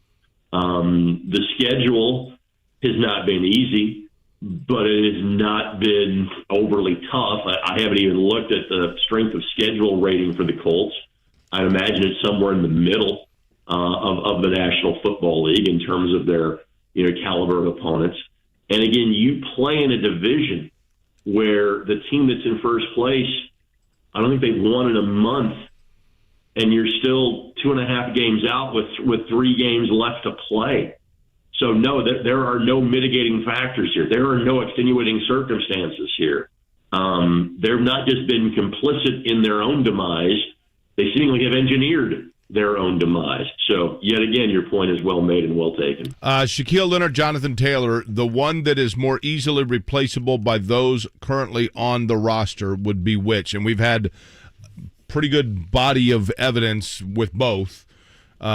If you had to pick one or the other that you would lock in, who would it be? I'd probably lock in Jonathan Taylor just because of the injury history of Shaquille Leonard. Right. And again, let's face it, Shaquille Leonard is largely locked in with his contract status. I think it is easier to replace a running back than as a linebacker, although given how little Shaquille has played this year and how typically solid Zaire Franklin, Bobby Okereke, E.J. Speed have been, I would say history would say it would be easier to replace Shaquille Leonard. So there's a couple of mitigating factors and circumstances in there. But I think I would pick Shaquille Leonard just because of, that's the guy that history has shown you could replace, just because, again, so there's some mitigating circumstances there. Yeah, that injury is just so awkward and has lingered for several years. I am curious to see if E.J. Speed gets a starting opportunity in free agency. You feel like that guy makes plays every time he's out there. Again, Greg Rakestraw is with us, ISC Sports Network. Interested to hear Rake's kind of Christmas plans around the basketball season. I have a feeling some Hall of Fame Classic could be on his schedule. We'll get to that in just a second. Rake, if you're Jeff Saturday, you get back on the practice field tomorrow. Is Matt Ryan still your starting quarterback? It wouldn't be for me, but I would have made that determination last week and gone to Sam Ehlinger, and they did not. So, again, I said this numerous times on numerous shows, once you got past the bye week at 4-8-1, it would have been, let's play the young guys. And that's not tanking. That is wanting to see exactly what is on your roster, what you got, and that applies to Sam Ehlinger, Mike Strawn. I know Mike was concussed in practice last week and couldn't play. But Desmond Papin, Nick Cross, Bernard Ryman, who obviously is playing, Diallo Dangbo, who obviously is playing as well. But I want to see those first and second year guys, and I know I'm going to have their contract for some time. I want to know exactly what I've got, so I know exactly what my free agent needs are and exactly what my draft needs are. And so it would have been Ehlinger if it were me last week. And because it wasn't him last week, I'm not sure it's going to be him this week either. Greg, you did, 3 preseason games? They only played 3 this year, didn't they? Or did they do 4? That is correct. Yes, sir. So you did 3 of them on TV. You have now done, 14 regular season post-game shows? Mm-hmm. What name would you say that you called the most, that most a year ago would have surprised you to say, I talked about that guy far more in a positive way, I mean? In other words, who is the guy that in a year where we have been so negative about the Colts that you would say, kudos to him, he really has answered the bell and played well for them? You know, the guy that I would say, you noticed something was there during the preseason and it has translated is Dallas Flowers. When Dallas was very much an extra piece. And when you have a 90-man roster, you've got that. You've got guys to take flyers on. Dallas was a guy that played at the Division II and NAIA level. And I simply remember the play he made on intercepting a 2-point conversion in Buffalo in the second half in the first preseason game. I go, interesting. And as I'm doing my research on him for further games, you go, okay, guys returned multiple kicks for touchdowns during his college days. There's something there. And obviously, he has popped on special teams. He got some more reps as a cornerback last week. So to answer that question, Dallas Flowers' name is the first one that comes to mind. Kevin, who was on Dallas Flowers early? Who was the guy You that were all said, about the Gorillas of Pittsburgh I'm State. telling you, this is the guy that they need to put on the roster because he's going to make plays when his number's called. Who said that back in August? By the reaction that Jake is having, that Mark Dykton was that person. Right, yeah. You got it. You've never heard Jake try to get that ego even bigger than it already is, right? I strain my shoulder muscles on the regular, patting myself on the back, and I'll do it again. I do think Isaiah Rodgers and Flowers both have been big sparks on that special teams unit. Bubba Ventrone continues to impress with that group. Rick, do want to end with a little bit of basketball.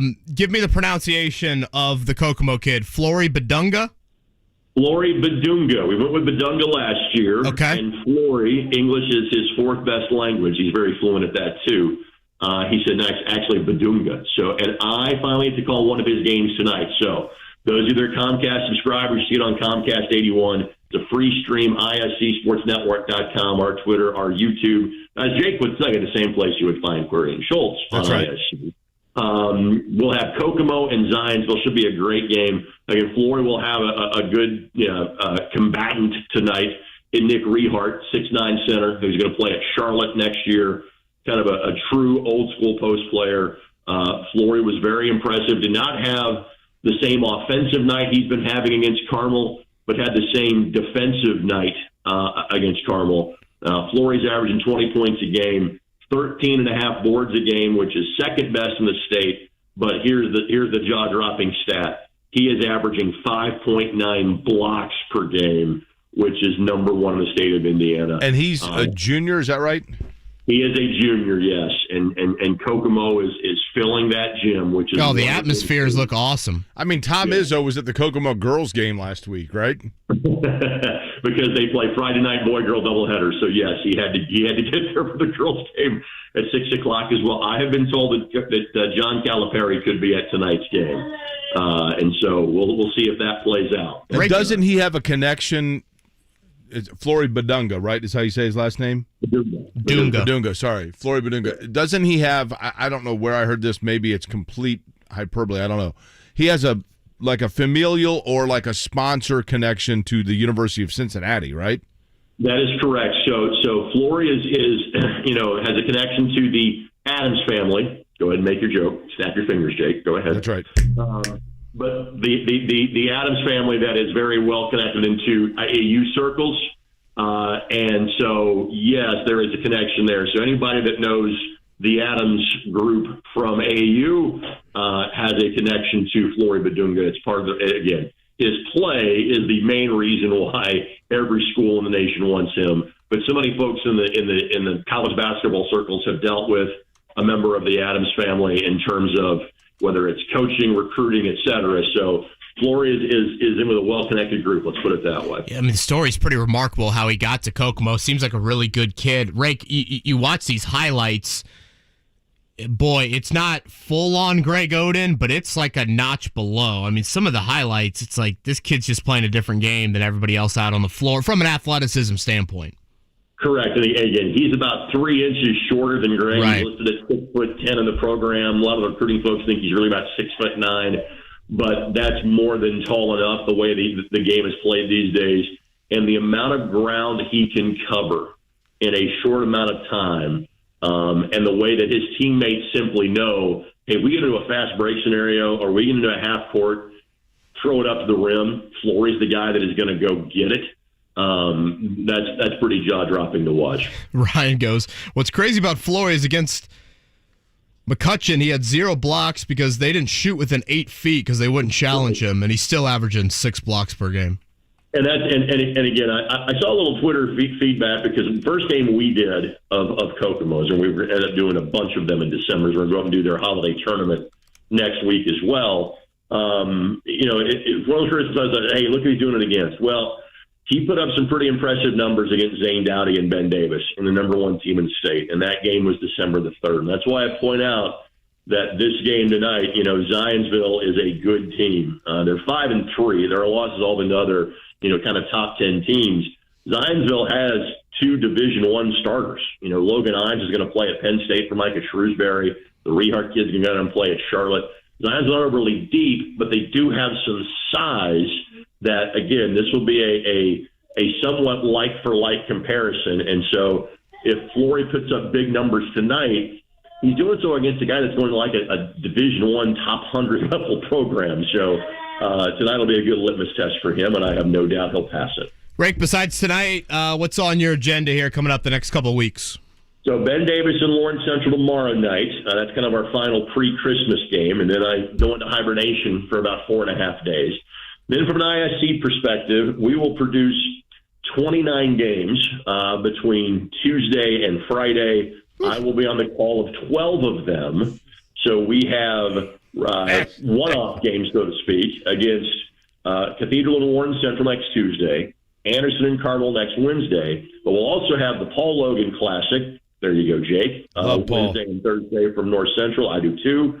Then we'll have the Hall of Fame Classic, as Kevin pointed out, on Thursday and Friday. And then the Phil Cox Memorial Tournament up in Kokomo. We'll have 9 of those games next Thursday and Friday. And local teams involved in that include Kokomo, Aaron Catholic, Warren Central, Center Grove, and Brownsburg. Hey, Greg, since you mentioned Paul Energizer Logan. Bunny, Rakestraw. That's right. Since you mentioned Paul Logan, and I have told this story before, but I want to repeat it because I want to repeat it virtually anytime his name comes up. Paul Logan, who was one of the very first COVID casualties when COVID first kind of hit. It was the athletic director, beloved athletic director at North Central High School. He was an assistant football coach when I was in high school and was absolutely like just one of those guys that would do anything for any kid. Yep. And I don't know, maybe more has been made of this since, but I don't know that a lot of people realize this. When Paul Logan got COVID and ultimately, passed from it, there was speculation or medical theory that perhaps his complications with COVID was complicated by the fact that in the early 90s, and I want to say 93, there was a fire at North Central High School in the gymnasium area that started with wrestling mats, and a student had started it, and it kind of went from there. And as everybody was out standing there and the fire trucks were rolling in and everybody did the fire drill, Paul Logan went back into the school. And he went back into the school because he realized that there might have been special needs kids who were in a separate classroom that had mobility issues that he was worried would not have been able to get out. So he went back in under very adverse and terrible conditions to make sure that those kids all got out. And I believe they had already all been removed. But the fact that he went in there and put his own life on the line to go in and ultimately had smoke inhalation that caused him a lot of lung problems at that time says everything that you need to know about a guy that did everything he could in any situation for the betterment of kids and every single kid. And he was the one that thought about every kid across the board and did whatever he could.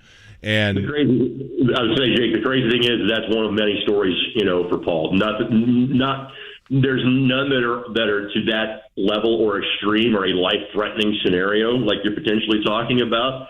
But that is the quintessential Paul Logan story, and there are thousands of people that went through North Central. or hundreds of coaches because of Paul's work with the Indiana Football Coaches Association that would tell a variation of a story like that about how Paul helped them, which is why that was such a tragic loss 2.5 years ago. I recall back when Derek and I did a show together, we had a guy that used to call in all the time named Nick Coleman, and he would always say everything, and he became a beloved caller of our program, and Nick would always say something was varsity. You know, we'd talk about anything, and say, buddy, they are varsity. Well, Nick got ill and got cancer, and when he went into hospice, I thought, you know what, we got to get him a varsity jacket. I mean, he's varsity, right? Nick is varsity. And then I thought, wait a minute, his initials are NC. And I called Paul Logan, because he was the athletic director, and I said, Paul, I don't know if this is even possible, and I explained the situation, and I said, how hard would it be for me to buy an NC varsity jacket that we could give to Nick? And Paul Logan said, where are you right now? I said, well, I'm at home. And he said, how far do you live from North Central? I said, well, like 10 minutes. And he said, okay, I'll meet you there in 15 minutes. Right. He wouldn't take my money. I mean, the guy was a larger-than-life personality with a larger-than-life heart.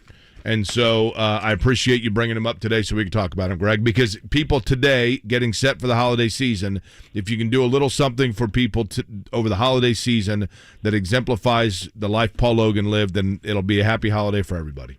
The other thing I'll point out, and I know we're up against it time-wise, the other thing I'll point out is that the family was asked, hey, what's the proper tribute for Paul? You know, do you want to put his name on the football stadium? Or the other alternative was, you know, the new field house, you know, that is going in. And the family quickly said the field house, because Paul didn't just care about football. He cared about every student, every athlete at North Central. And so that way his legacy lives on in terms of not just the football program, but every part of athletics at North Central. That's where Paul Logan's memory properly belongs. Yeah, he was the best, man. He was the best. Some awesome stories. Greg, enjoy the hibernation when you're able to do it, right? You got it. For me, a 4.5-day break is like a month for others. So I'm looking forward to going into hiding as of late Wednesday night. So, Rick, happy holidays. Merry Christmas to you and the fam. Same, fellas. Take care. That's a great Greg Rakestraw right there on the Payless Liquors hotline. Flory Bidunga, by the way, the highlights that I've seen of him, which are fewer, and just a few, but he reminds me of DeAndre Ayton.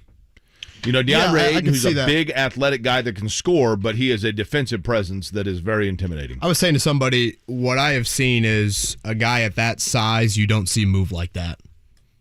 Yeah. I mean, his movement ability, he moves like a guard, and you just don't see that. And again, he's still extremely raw, does not have a large amount of basketball background. Tom Izzo and John Calipari aren't coming to your games just for nothing there. So, sounds like a star at Kokomo. Again, just a junior there. And the atmospheres look awesome in a great arena and a school that's had rich basketball history in this state. Tony East going to join us around 9 o'clock, talk a little bit more about the Pacers. For now, let's do a morning checkdown. The Morning Checkdown, brought to you by Ball State Basketball. Get your tickets at ballstatesports.com on 93.5 and 107.5 The Fan. We'll begin in the NBA in the association last night. Winners, Cleveland, Philly, Atlanta, San Antonio. By the way, I want to do a Romeo Langford check. How many do you think he had last night? 124-105, Spurs over the Rockets. How many for Romeo Langford? Wasn't he starting to play a little better? He has been playing, yes. And he's been getting, I would say Romeo Langford's minutes in San Antonio and his contribution pretty similar to, say, Aaron Nesmith for the Pacers. Who also has had some better stretches here. Correct. And Nesmith's going to see his former team coming up tomorrow night. Romeo Langford last night, by the way, 19 minutes played. He was 2 of 2 from the floor, 1 of 1 from three-point range, 6 points. He's had a couple double-figure games, if I'm not mistaken, here earlier this month. Again, Pacers Celtics tomorrow night. That'll be a 7:30 tip for the Pacers. They have lost 4 of 5. Ironically, Boston has lost 4 of 5. So the Pacers get back in action tomorrow night. Jake, tonight down at Assembly Hall, it's going to be Indiana versus Elon. Again, I know these games kind of get laughed off the schedule, Elon and Kennesaw State. I think this is a really critical week or so for Mike Woodson to try and find out what point guard's going to look like the rest of the season. Do you know what kind of cologne the players at Elon wear, Mark? I'm afraid to ask. That'd be Musk, of course.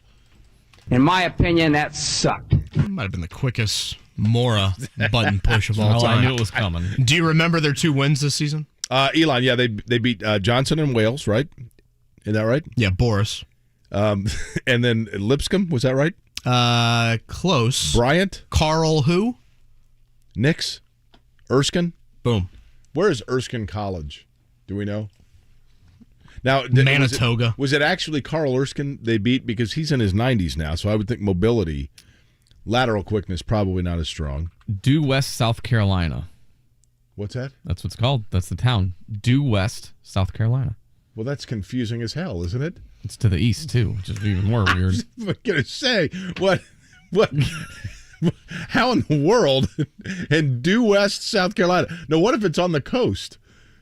It's not due west of anything, right? Other than the ocean. Yeah, it's... What's it due west of? Is it? How do you spell due west?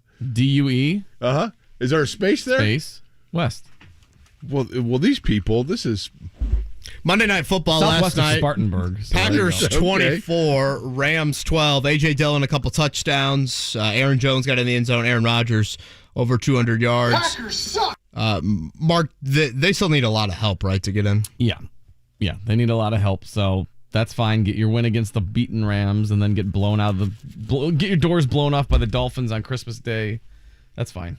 It was a true Lambeau game last night. It was great to see just the breath coming out of guys at the line of scrimmage and everything. The Rams look like they wanted to be many other places than Green Bay. Looking ahead to Thursday Night Football this week, it's actually a big game for the AFC playoff picture. It's Jacksonville at the Jets. Who would have thought that at the start of the season? That's like an important game. Jets-Jaguars game. I mean, both of those teams need that. Jacksonville, of course, trying to make a run at Tennessee in the AFC South. They have made a great run. And the Jets struggling a little bit. And it sounds like Zach Wilson will get another start, but they need a win as they try and get into that AFC wildcard picture. It's due west of a trail. That's what it says. When they found it, they're like, where is it? And like, you know that trail? It's due west of there. And that's where the town due west came about. There you go.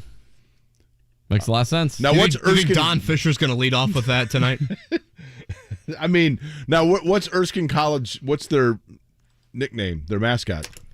Boy, I don't know. I know Elon's. Aren't they the Phoenix? Elon's the Phoenix? I believe so. Okay. The Flying Fleet. The Flying Fleet, yeah, exactly. That's a pretty cool logo, actually. It's not bad, yeah. But the you know where they're It's flying, like the don't you? Rocketeer. They're What? flying due west of somewhere, right? Yeah. Okay. Unless they're going east. We don't have a show on Friday, is that right? Oh, thank goodness.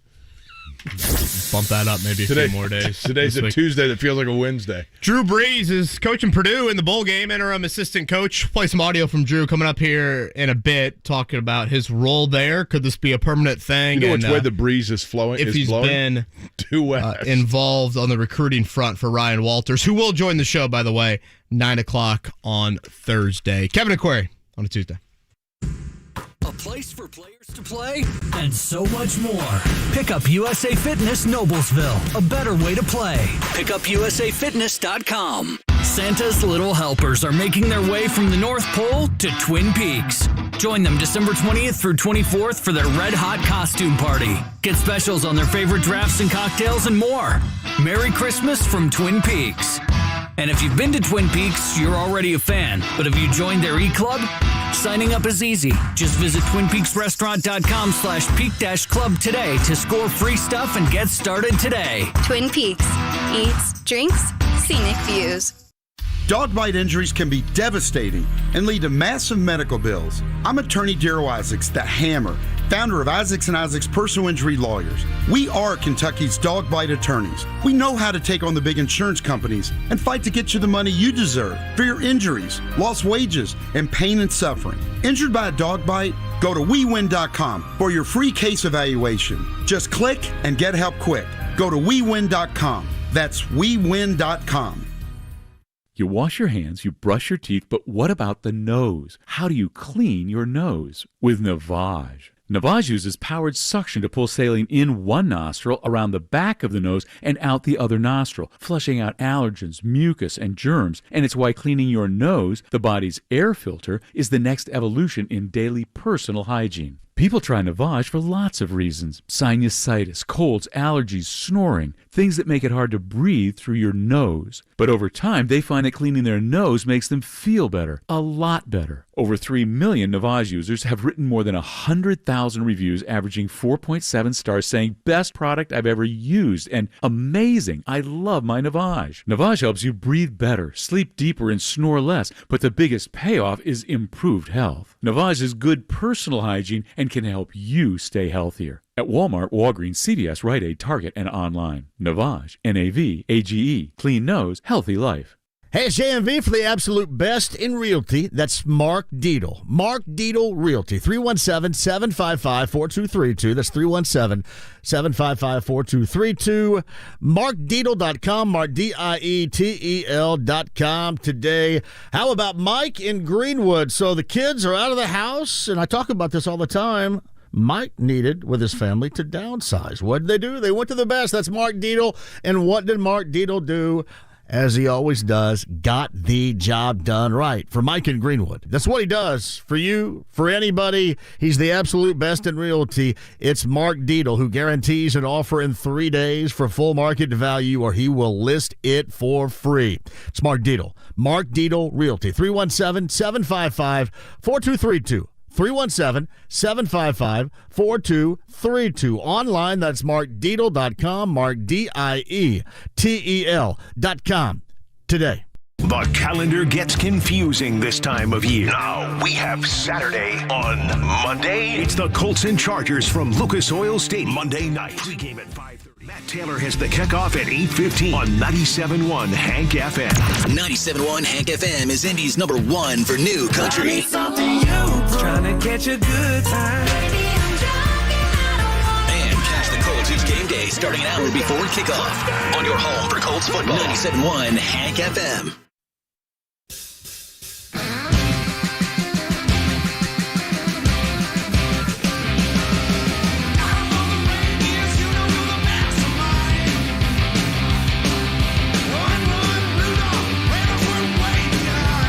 You're listening to Kevin and Query on 93.5 and 107.5. The Fan. Jake, bowl season underway, and for Purdue, that means kind of a skeleton coaching staff. With Jeff Brom taking the job at Louisville and Ryan Walters not going to be involved in the bowl prep. Drew Brees, though, has come back to his alma mater, which I think it's a really cool thing that Brees is doing this. I think it's great for Purdue that he continues to be so fond of his alma mater and willing to. The dude's leaving Del Mar, California to be in West Lafayette this time of year. It is definitely cool. Again, I don't know if it has some like crazy significant impact on the program. That's probably not true. But again, I think it's really important for Ryan Walters, who has, I don't think, any direct connection to Brees, that Drew Brees still wants to be around the program. I did think, and Mark, you might cue up that clip about Brees and potentially if he wants to do this permanently from a coaching sense. Again, this is an interim assistant role during the bowl game. Here was Drew Brees yesterday when asked about his future in coaching. I think being a player for 20 years, in the NFL, that was a big commitment, and there was a lot of time away from the family. And so my kids are at an age now where, I certainly want to be around. I love being around. And don't want to miss a thing with them. And so I think the coaching lifestyle doesn't quite fit where I'm at in my life right now. Not to say that that'll never be the case, but it was also the reason why I didn't broadcast this year. I broadcast last year for NBC, and I was gone every weekend during the football season, and decided that this year, that's not what I wanted to do. I wanted to be with my kids, coach them every Friday night in FNA flag football, and be able to go to games, watch games, come back to Purdue, just be a fan and be able to enjoy those moments with my kids. Yeah, I think it's clearly, a ceremonial position, right? But it's cool. And to your point, Kevin, it doesn't hurt recruiting. A lot of people would say, well... He said he's talked to some recruits. Yeah, and I think what it means is this. I know that, for example, players that played at Indiana under Bob Knight, it was not uncommon, or unheard of is probably a better way of saying it, for those players to get a phone call from someone saying, hey, such and such a player is considering playing for Coach Knight at Indiana or at Texas Tech. Like, would you be willing to call and talk to him about what it's like? And, I know that when Knight was at Texas Tech, there were players that got that phone call. Some of them were surprised to get it, to call kids. And so this is kind of what that is, right? Because not only would it mean something to a kid right now, and what is surprising, I think, is to go back and look at how short the window is to where for a high school kid that would have oomph. It certainly would still for Drew Brees and his name to call a kid. But just what it represents, right? Because you would look at it if you were thinking about going to Purdue and say, hey, you know what? This place must be pretty cool if Drew Brees is wanting to come back and hang around. So symbolically, I think it's pretty cool. I think it helps on being on the side of the ball, Jake, where the head coach doesn't have that heavy background. Obviously, the quarterback history at Purdue is well documented.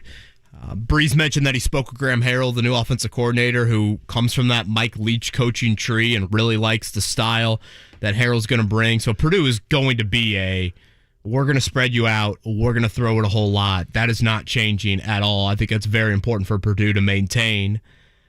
And again, I just think it's critical that your most important alum in your football program, certainly your most important alum that's of the age range of Drew Brees, wants to be around the program. And if I'm not mistaken, he's heavily involved in their NIL stuff.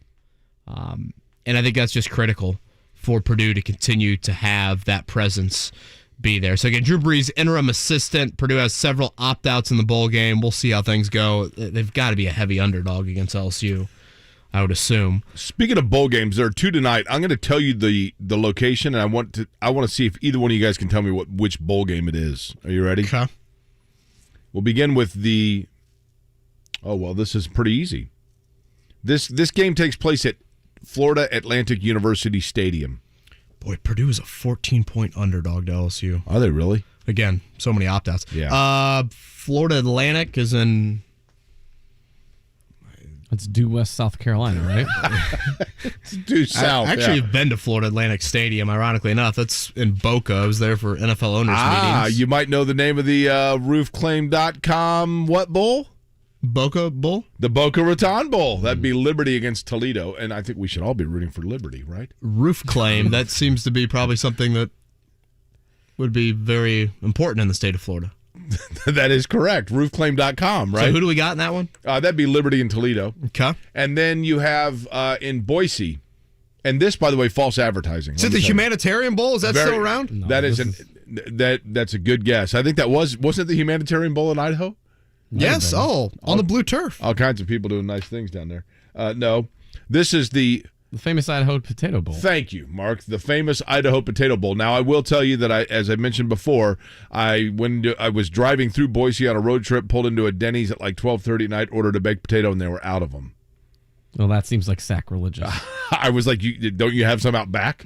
Like growing in the backyard? God, I used to love baked potatoes. Did you really? Wendy's? Did you go to? Do you remember? Yeah, I have had one from Wendy's. I'll tell you guys one of the areas of many where my age gap between myself and the two of you comes into play. There was about an 18-month window. Anybody that's 45 or older in their car right now is going to say to themselves, I totally remember that, Jake. I totally remember it. I was not hallucinating. In about 1983 or 4, for literally maybe 18 months, in Broad Ripple, underneath the Vogue, which later became like the basement area of CT Peppers. I was at the Vogue last week. That's right, for the holiday party, right? Yeah. So there's a basement level down there. And the Vogue, CT Peppers, that whole little quadrant had an underground that for literally like 18 months in the mid-'80s, they made a food court that was epicentered by the Great Potato Factory. And you could go and get a baked potato with literally anything you wanted on it. And it was fabulous, and it was awesome.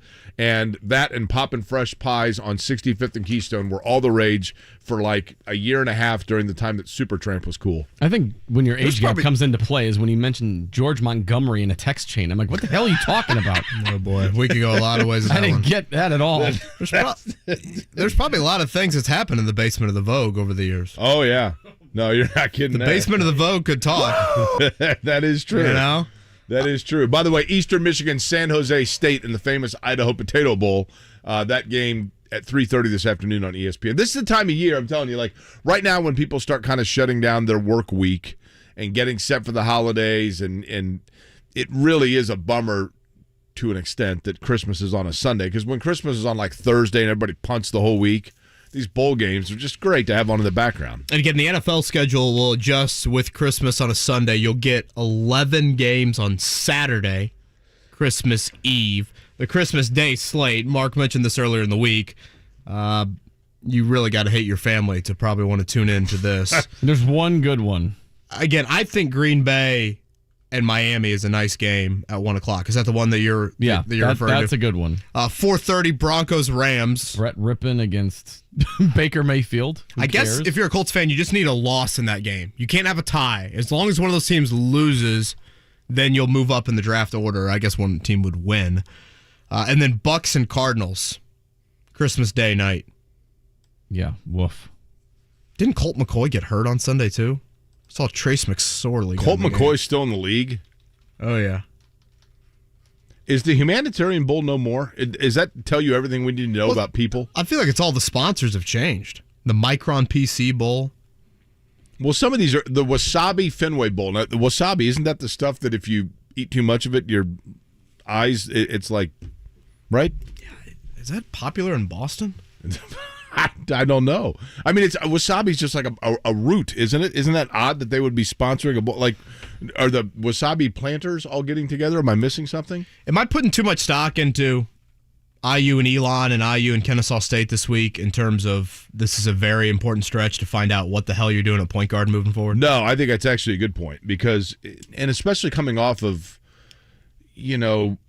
your 23 turnovers at Allen Fieldhouse. And it's just kind of a reset. You know what I mean? It's an important 2-game opportunity to just kind of reset and find out. And a guy like CJ Gunn, for example, find out what you got in a guy like that. And if you've got to get some depth in the backcourt, who are the guys that are going to step up for you? Again, the update on Xavier Johnson didn't sound great from Mike Woodson at all. We'll wait on X if he ever gets the chance to come back. But right now we need to move forward with what we've got. And coach speak, that definitely does not sound very good. Mentioned it yesterday, potentially. I think a rumor out there that it's a broken foot, so we'll see how long he's going to miss. Jalen Hood-Schifino, you would think is going to get, close to 40 minutes running the show. Is Trey Galloway going to get some run? Can Tamar Bates and or CJ Gunn play point? Doesn't really seem to fit either of their CJ Gunn's more of a shooter, right? Yeah. So again, Elon and Kennesaw State for the Hoosiers this week. Elon tonight, and then after that, they don't play till January 5th. So obviously you'll take a break for Christmas, but you'll get a lot of practice time. And Indiana's got to find something at point guard to stabilize things moving forward. Wasabi is apparently cloud storage. Oh, really? Which is one of those things. I'm like, why would they sponsor it? Do you have a choice where what cloud you're sending your storage? Like, can you say like, no, I'd rather not send it to that cloud. Can you send it to Wasabi, please? Now they shared a sideline, right, at the Fenway Bowl? Yeah. Did they have to go the same direction? Which is odd because you'd think with with cloud storage, they would have been. I mean, if it's a cloud storage company, they should have been able to come up with some room on the sidelines, right? You would think that it's bad marketing if you are advertising and sponsoring storage that you would be sponsoring a bowl game where they only have one sideline. That somebody in marketing didn't think that through. Do you want like half the team in the Green Monster? Yeah, like Manny Ramirez going to the bathroom out there and then just with a come out of cloud, the Green Monster, make it look like a cloud. We got one of the teams up here restoring in a cloud. Maybe it was purposeful because they're saying, "See how full this is? You need more storage." Well, okay, there you go, Mark. There That's you go. a good PR spin by Mark. Okay. Do you consult with him? No, I should though. You know what we do on this program? We educate and entertain. I saw Matthew loosely. from Maine, who, by the way, sent me a book for the kids for Christmas. Very nice gesture there. Had a shirt that said that. Educate and entertain. Really? Yeah. Wait a minute. Matthew had a shirt. Mark, did you retweet that? And Matthew lives in Maine. I believe I did, yeah. He must have made the 2-hour drive to go to the Boston Shirt Yard and get that made, right? Maybe he was at the Wasabi Bowl. Yet another Broad Ripple or Glendale area basement location. He might have been at the Wasabi Bowl, got the shirt out of his extra cloud, right? There you go. Tony East in about 10 minutes to talk Thank Pacers. goodness. Indy's #1 for new country. I got some famous friends.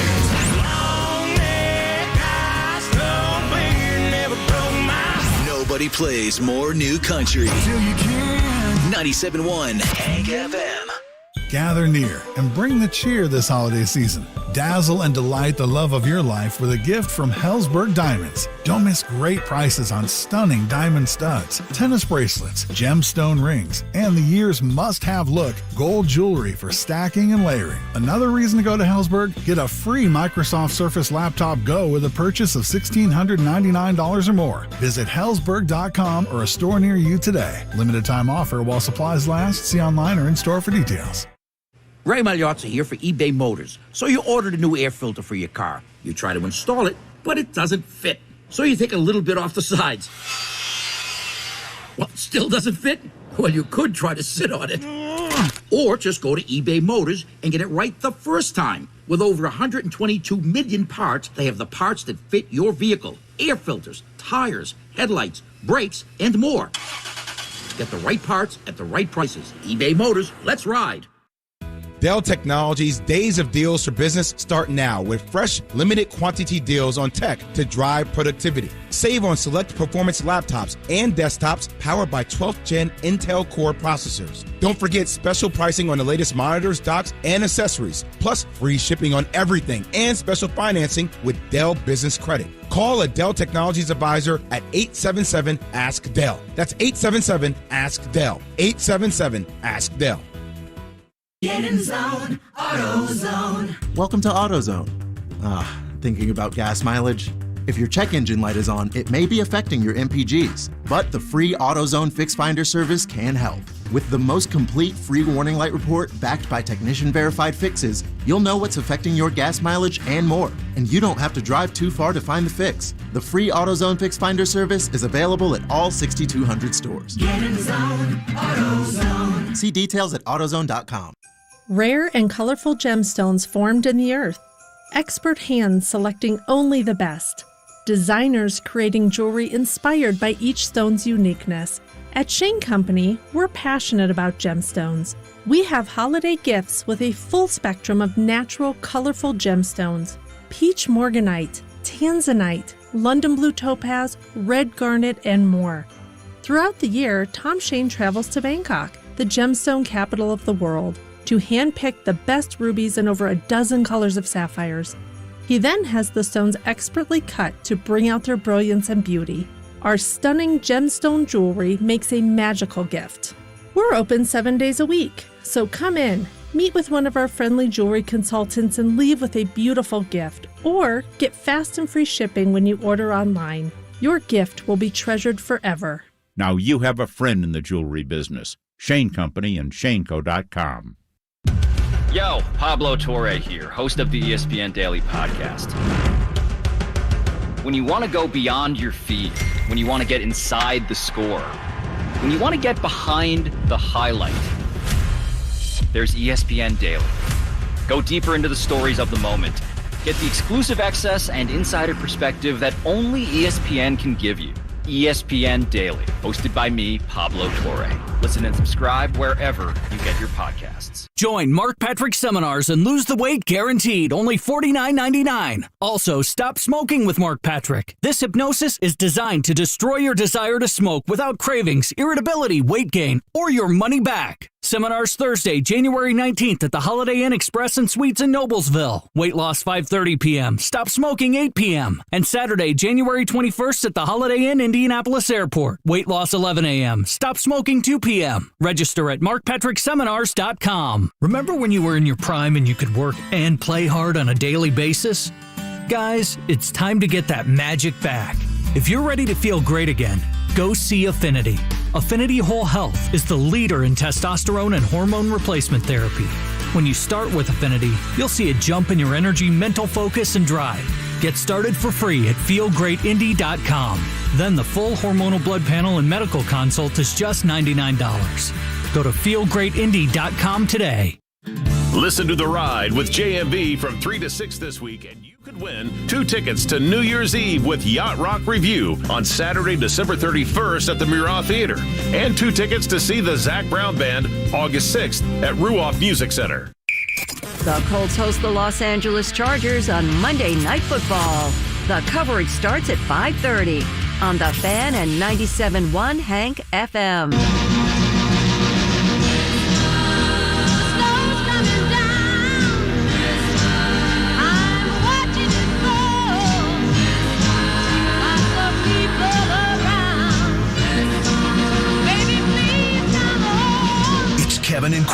on 93.5 and 107.5. The Fan. Mark's on it this week with these re-entries. I love this song. By the way, somebody sent me a thing. Said, Jake, the Broderpool Food Emporium with the potato factory was not in the Vogue basement. It was in the G.C. Murphy's basement, which is true. That's the Charlie and Barney's, Chuck and Bucks as we called it, and C.T. Pepper's building. But it was connected. I'm telling you, like you go down underneath it, and there were hallways that kind of connected all of it. That went into, you had to go through a set of doors, but it was connected. I'm telling you. That question I threw at Greg Rakestraw, and I forget who tweeted this at me yesterday, Jake, but if someone asked me what's the more embarrassing loss for the Colts franchise, what happened on Saturday and blowing that lead, or what happened in the final game last season down in Jacksonville. Again, I don't necessarily want to debate that.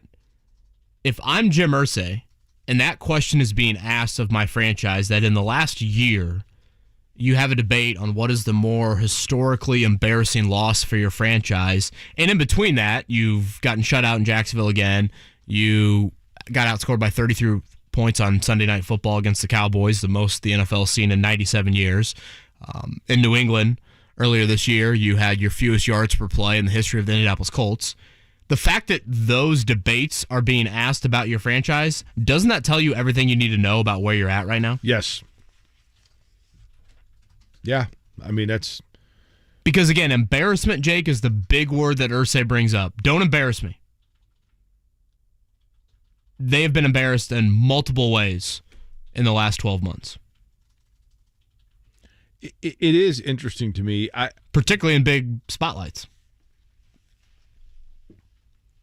It's interesting to me that Irsay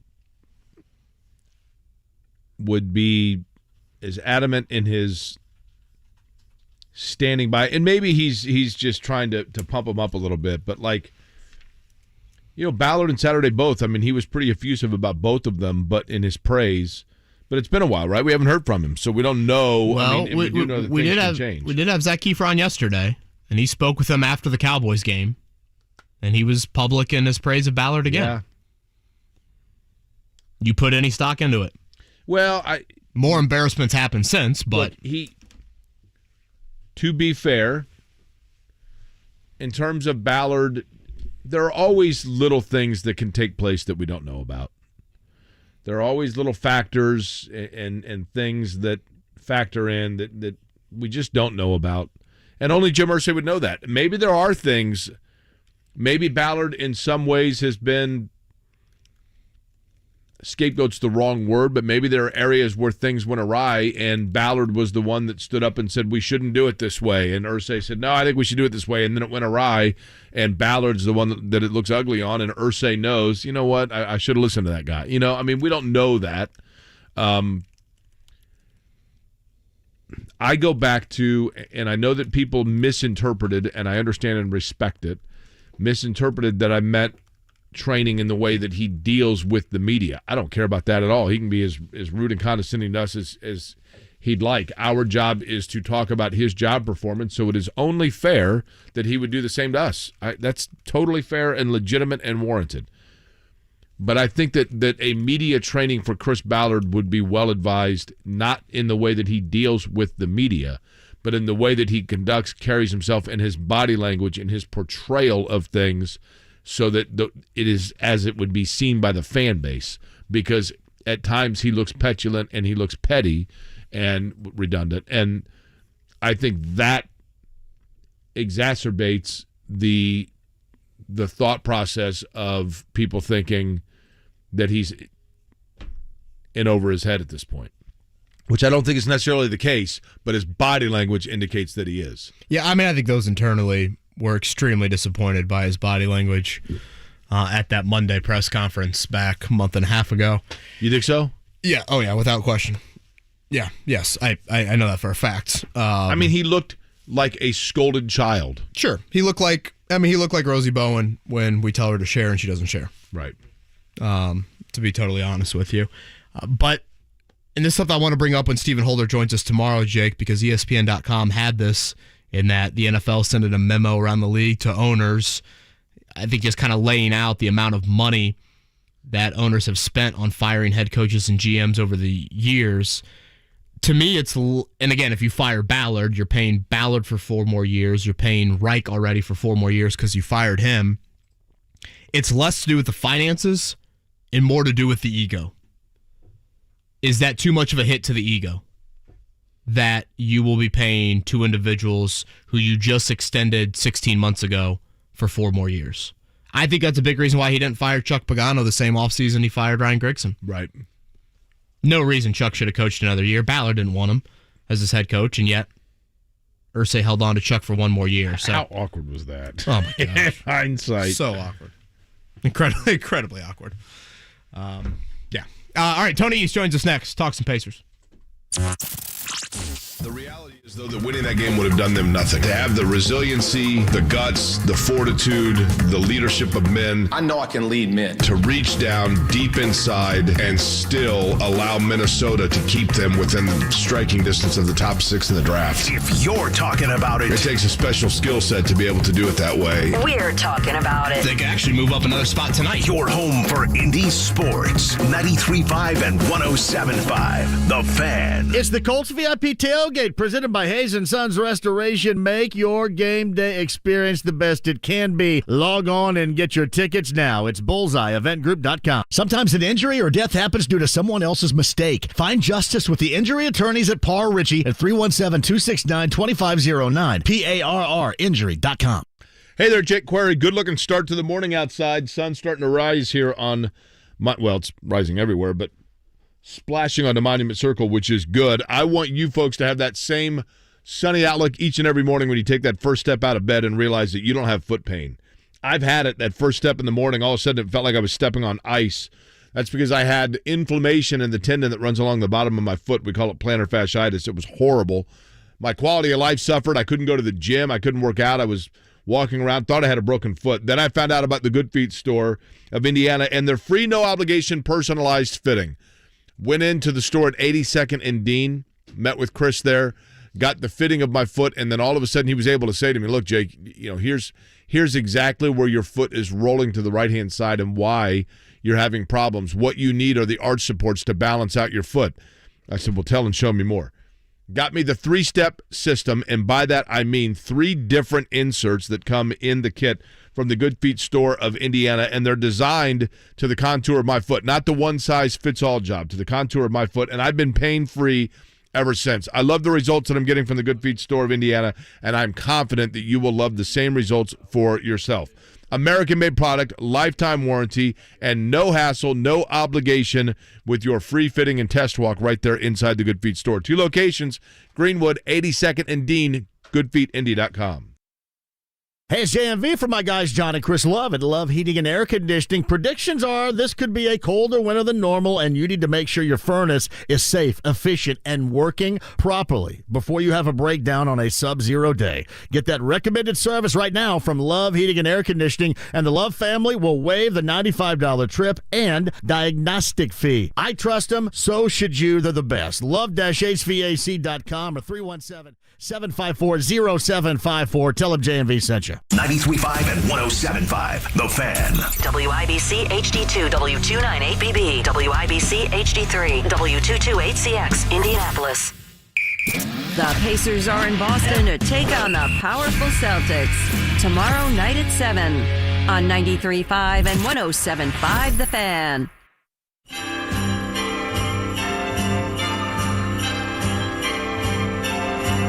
Happy holiday. Happy holiday. Happy holiday. Happy holiday. While the merry bells keep ringing. Happy holiday to you. You're listening to Kevin and Query on 93.5 and 107.5. The Fan. It's the holiday season. Little Andy Williams, love it.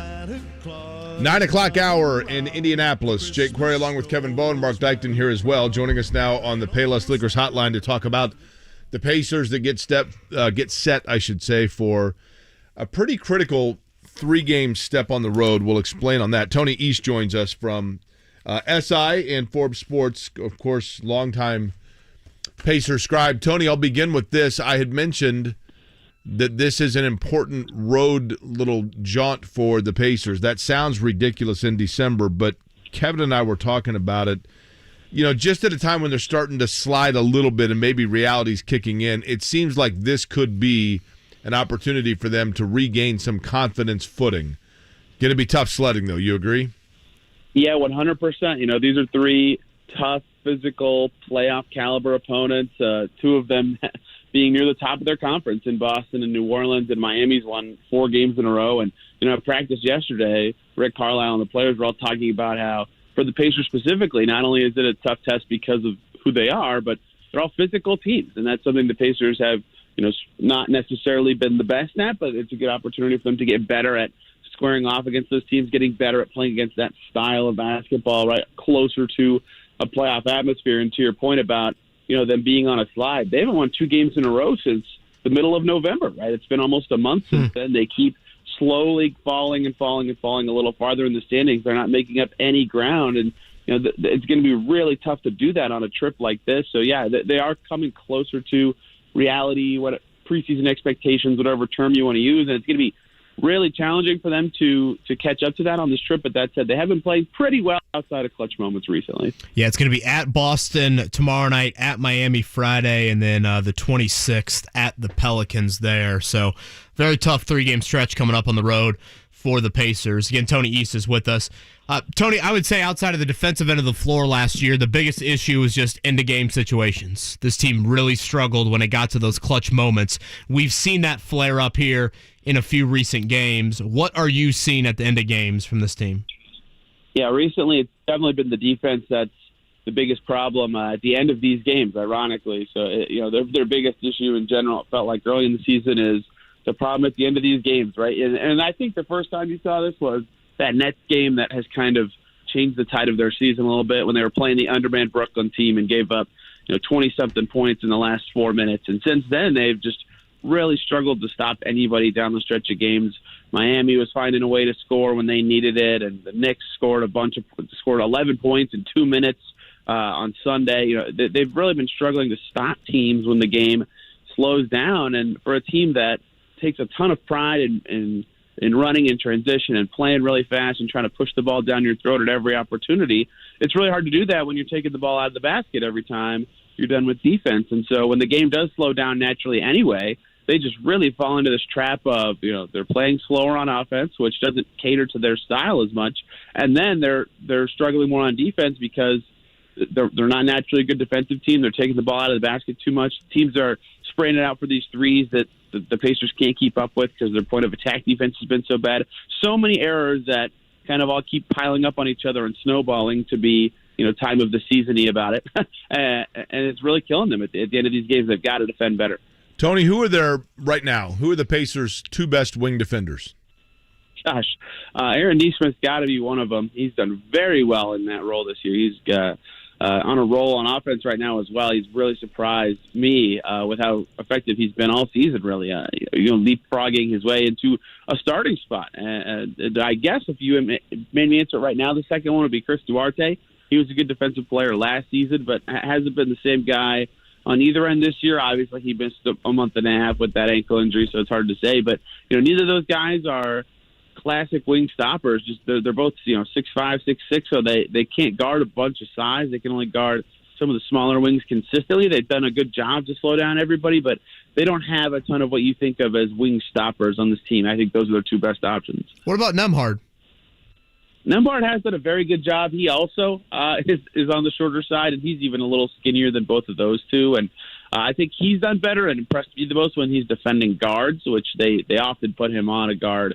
Recently with the cross-matching, right, like Buddy Hield is drawing wings with Nembhard drawing guards in a lot of recent games. So, not that Nembhard's not a good wing defender, but I would put him behind the other 2 guys that I said. Again, Tony East joins us here, T East NBA on Twitter.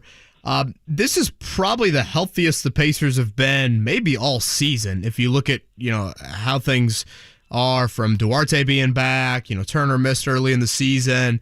You've had a little kind of nicks and bruises for some other guys.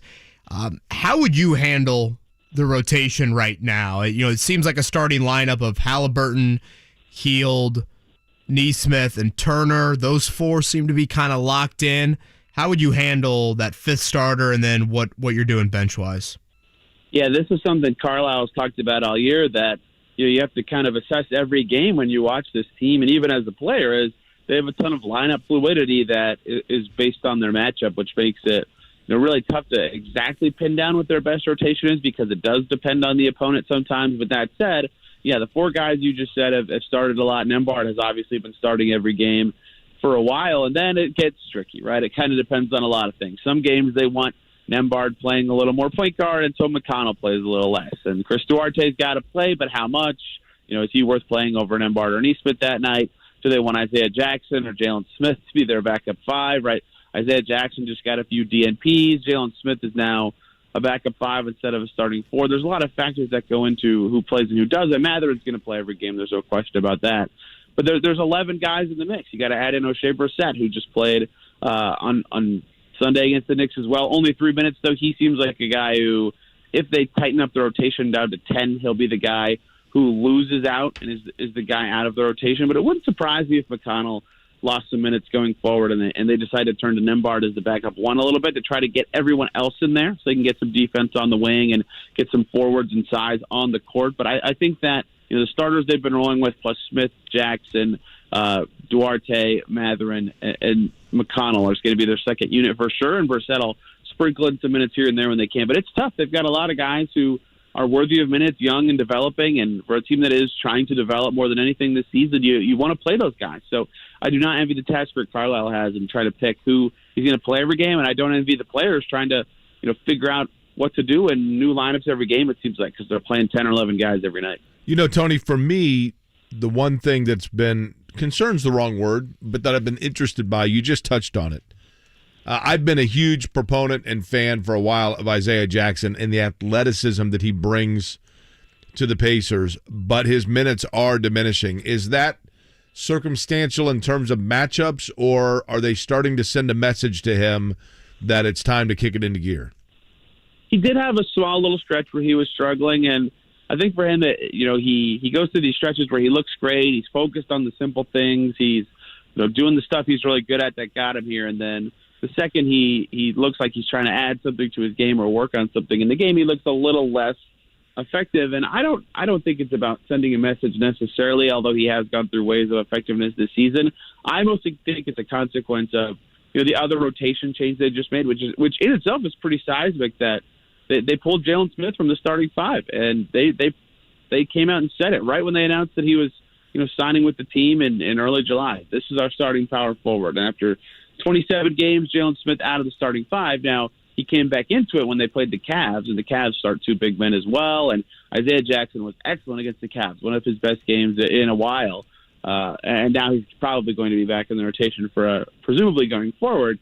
But, it seems like their starting lineup going through its own changes has kind of affected Jackson's minutes and how they'll get him on the floor, because now there's less minutes available for, the backup big spots for Jackson to play. So it's hard for them to find minutes for these guys. Goga has been able to play for years because they've had so many bigs on the team, and now they have a ton. But they just traded up to get Jackson last year. To me, I agree with you that concern isn't the right word, but I feel like they have to almost get him minutes because he has this unique skill set none of the rest of their bigs have. He's very switchable and mobile on defense, which is so valuable in the NBA today. And I think he's a guy you have to explore his growth and try to get him out there all the time, because there's just no one else like him, and they gave up some stuff to make sure they got him last year. Now they've got to actually play him on the floor this season. Tony, it's so funny to me.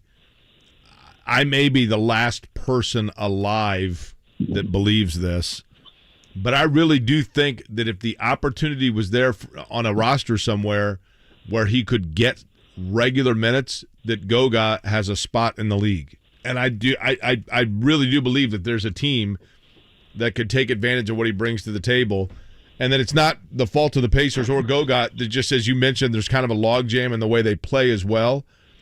But I think he's got some skill, quite frankly.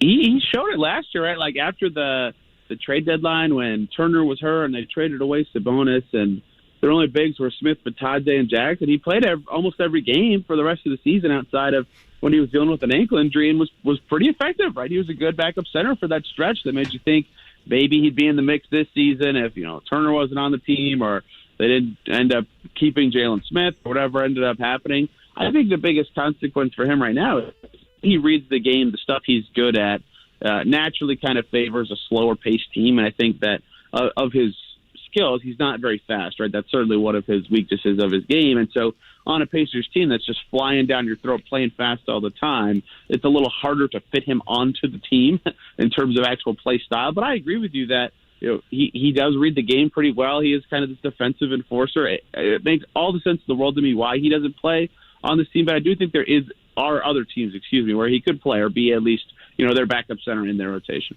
Again, it's Tony East, T East NBA on Twitter. Tony does an outstanding job covering the Pacers for Sports Illustrated and several other outlets. Tony, do you think the organization's opinion has changed at all on Buddy Hield at the trade deadline and or Myles Turner at the trade deadline?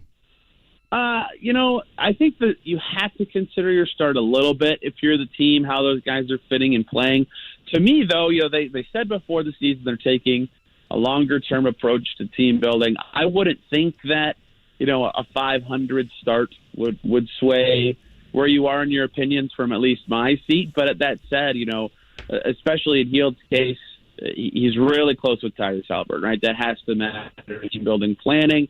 If Tyrese likes the guy, you keep them around, or you see what the thoughts are with him being moved. And with Turner, of course, he's having the best season of his career by quite a bit, and has proven to be a good fit with, again, Tyrese Haliburton and Nick Mathurin, who are the core of this team. So I think the fact that they're both playing well matters more than the team's surprising start, if that makes sense, in terms of if any opinion would change on them in the front office, or what it would take for them to be moved, things like that. But I still think that, that they said before the season it's a new era. They're taking a not year-to-year approach. It's a longer approach to team building, and their two best players are 22 and 20 years old, right? Or their two most important to the core players, I should say, are 22 and 20 years old, right? Like they still should be thinking long-term to me, and I get that they've had this surprising start where they're in the play-in picture and a threatening team every night who's competing with good teams, and a 500 team with vets who are playing well. But I still think that the best approach for them should be what it was before the season, which is continue to think long-term and see what's out there. If and when, Tony, they do move either Buddy Hield or Myles Turner in the next couple months, I think draft picks is honestly where a lot of our minds kind of goes towards. The Pacers already have 3 first-round picks for next year. Is there such a thing as too many first-round picks in a draft? Or how are you kind of looking at possible return on either of those guys? They're already close to too many, just given that, but Smith, and Haliburton, that's 3 lottery picks from the 2020 draft. Duarte from last year, right? Mathurin from this year, plus other guys in the mix that are young on their team, like Jackson, for example, like Brissett, if he sticks around, like an Mbard, who was a second-round pick this past year. I just named 8 guys. If you can't even fit 3 players into your team, right? That they wouldn't be playing on the court. And no, he was maybe the right pick given their roster at the time. But we just talked about how Goga can't even get on the floor, and for him the issue was that there wasn't enough minutes for him to play. That situation is really tricky. So adding more picks just makes that even more complicated for this team. So yes, I agree with you 100% that if they do go into trade or sell a player, whatever terminology you want to use, go into trade season to looking to move a vet, I think that first-round picks, obviously they're valuable. You can flip them, but maybe ones that are farther out in the future would make more sense to the Pacers than more immediate ones, so they can either be able to trade that pick themselves over the years, or use that pick when their team isn't as log-jammed with already a bunch of young players who are worthy and deserving of minutes. I think for the Pacers right now, young players under contract or, other movable pieces and flexibility would be what they would prioritize. I keep going back to when it comes to stockpiling picks.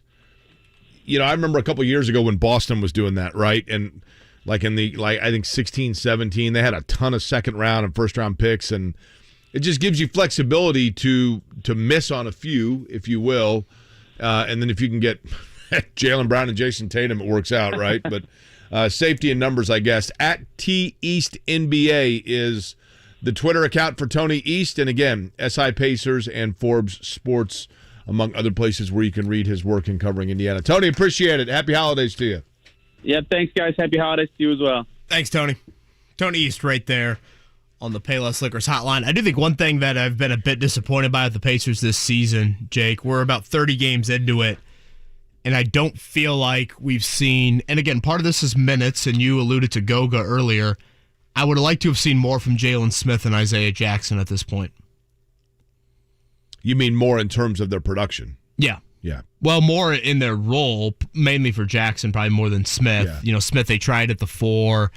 I've been very high on Jalen Smith, and I don't think he's kind of lived up to what I maybe thought. But again, that is such a looming question you have to ask yourself if Myles Turner is going to be moved, in that there is no clear direction for the tallest guy on your floor, whether that be Jalen Smith, Isaiah Jackson, and then if you even want to entertain Goga. Can you imagine if Tony East, Mark, if he covered, was it Johnson and Wales? Is that who he said? Where the hell are we going back here? What school is that from South Carolina? Erskine or whatever? Erskine. Can you imagine if he covered Erskine? We can't even pronounce it properly. Tony East would be in Due West. Now we're going to make directional jokes. Tony East would be in Due West, South Carolina if he was. So think about that. Tony East will be in Due West in South Carolina. Correct. Right. Boy, what if he lived north there too? Mark, why are you entertaining this? Do you think he'd wear North Face? I don't know. It wouldn't be cold enough, right? No, I wouldn't imagine so. You know anything about this new NCAA president? He had some. Mark, didn't you point out he was a politician that had... He's the governor of Massachusetts, I believe. But didn't you say that he had something like... He had an indiscretion in the past of some sort? Something, no, he was trying to overrule a case of some sort.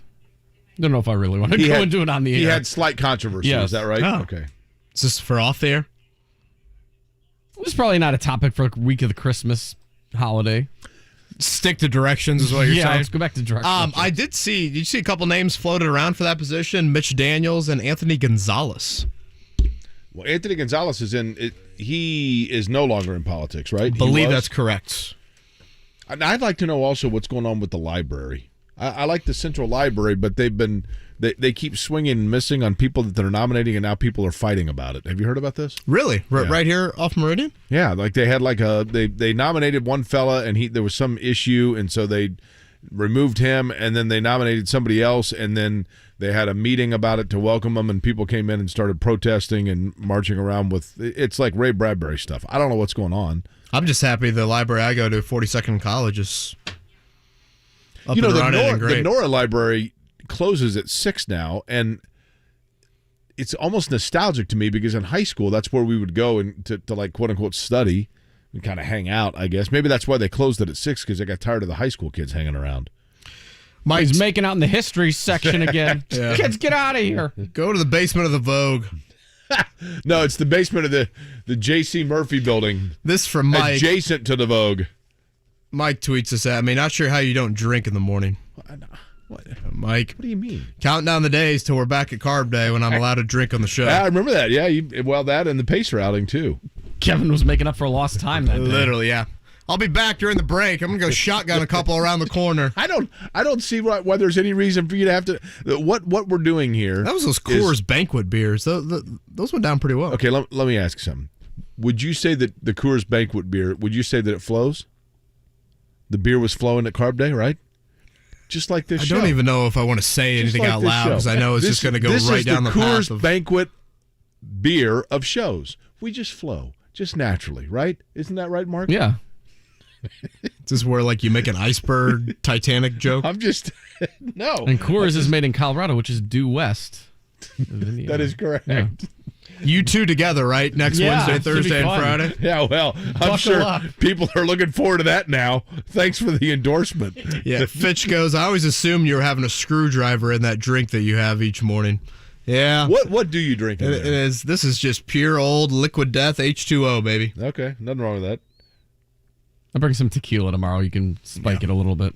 Pop quiz coming up in a few. 317-239-1070 on that front. Let's do a morning check down. The Morning Checkdown, brought to you by Ball State Basketball. Get your tickets at ballstatesports.com on 93.5 and 107.5 The Fan.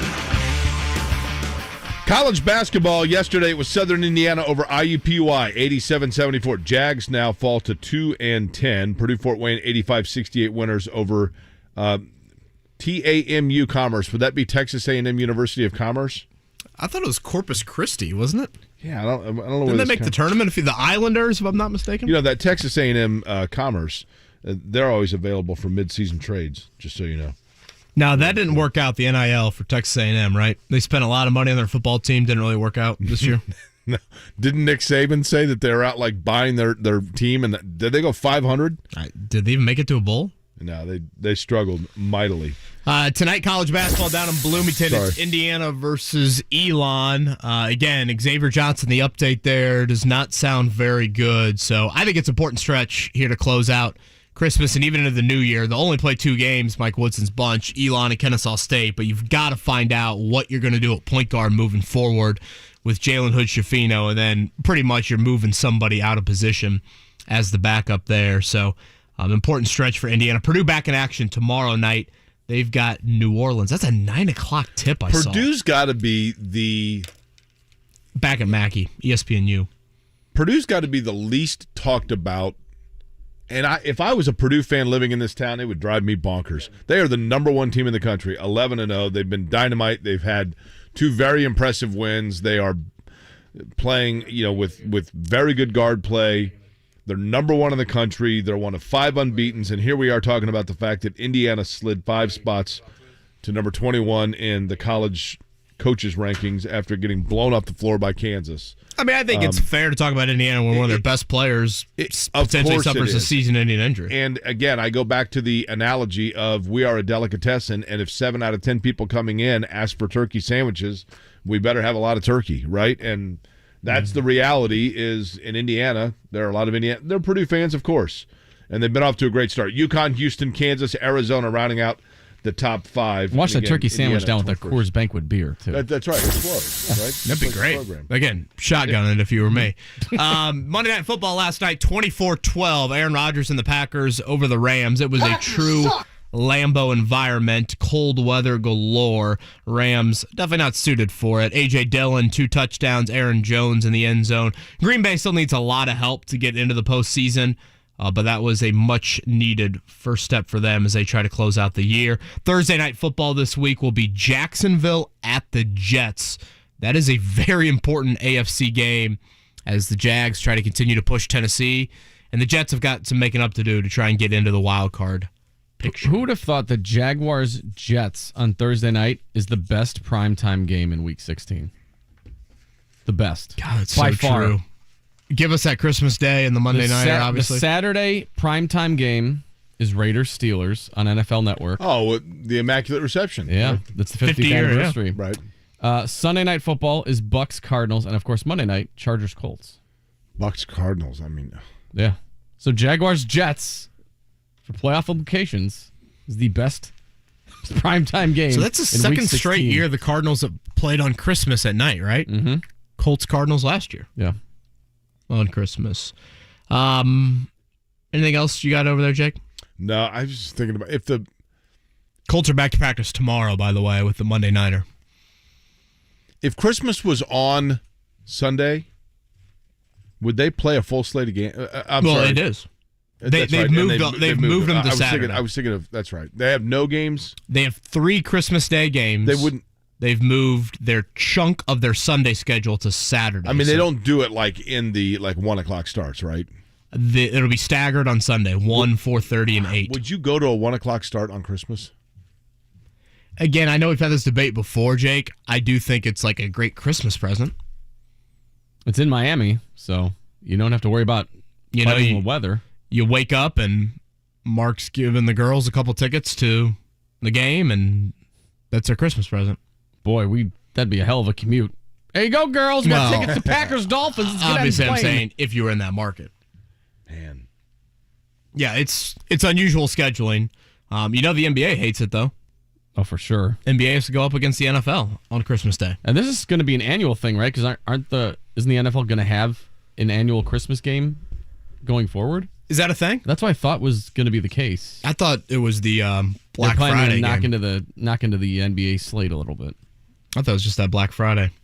You might be right. game I that don't they're know. doing. All right, pop quiz time. 317-239-1070. Have either of you taken a gander at it? I've not. I've got to pull it up here. Let's see. Jake was too busy making directional jokes. I wasn't making any directional jokes. They write themselves. Looks like a kind of a far-fetched one. Okay, let's see. It's not bad. Not terrible. 317-239-1070. Pop quiz time. Be ready for snow at the Mower Shop in Fishers with a gas or electric Toro snowblower and prepare for mowing season with discounts on select Spartan mowers. 317-849-9500 and themowershop.com. Guys, solve your ED today with an intimacy guarantee only at the Indianapolis Men's Clinic. If you don't perform, you don't pay. Call the Indianapolis Men's Clinic at 999-9000. 999-9000. Remember when you were in your prime and you could work and play hard on a daily basis? Guys, it's time to get that magic back. If you're ready to feel great again, go see Affinity. Affinity Whole Health is the leader in testosterone and hormone replacement therapy. When you start with Affinity, you'll see a jump in your energy, mental focus, and drive. Get started for free at feelgreatindy.com. Then the full hormonal blood panel and medical consult is just $99. Go to feelgreatindy.com today. O'Reilly. Improve visibility in your vehicle and save $10 on a pair of Trico Force wiper blades now at O'Reilly Auto Parts. Don't risk your safety because of bad wiper blades. Be ready for any weather. Our professional parts people will even install your new wiper blades for free. Visit your local O'Reilly Auto Parts or O'ReillyAuto.com. O'Reilly Auto Parts. Santa's Little Helpers are making their way from the North Pole to Twin Peaks. Join them December 20th through 24th for their Red Hot costume party. Get specials on their favorite drafts and cocktails and more. Merry Christmas from Twin Peaks. And if you've been to Twin Peaks, you're already a fan. But have you joined their e-club? Signing up is easy. Just visit twinpeaksrestaurant.com/peak-club today to score free stuff and get started today. Twin Peaks. Eats, drinks, scenic views. It's that time of year again, and there's no better way for sports fans to celebrate the season than with BetMGM's 12 days of giveaways. Opening your presents is easy. Just sign in to your BetMGM account and unwrap a new giveaway every day between December 14th and December 25th. You'll find everything a bettor needs to enjoy the holidays, including deposit matches, free bets, and parlay boost tokens, all for your favorite sports. Log into your BetMGM account or sign up today for 12 days of giveaways from the King of Sportsbooks. Visit BetMGM.com for terms and conditions. 21 years of age or older to wager. Indiana only. New and existing customer offer.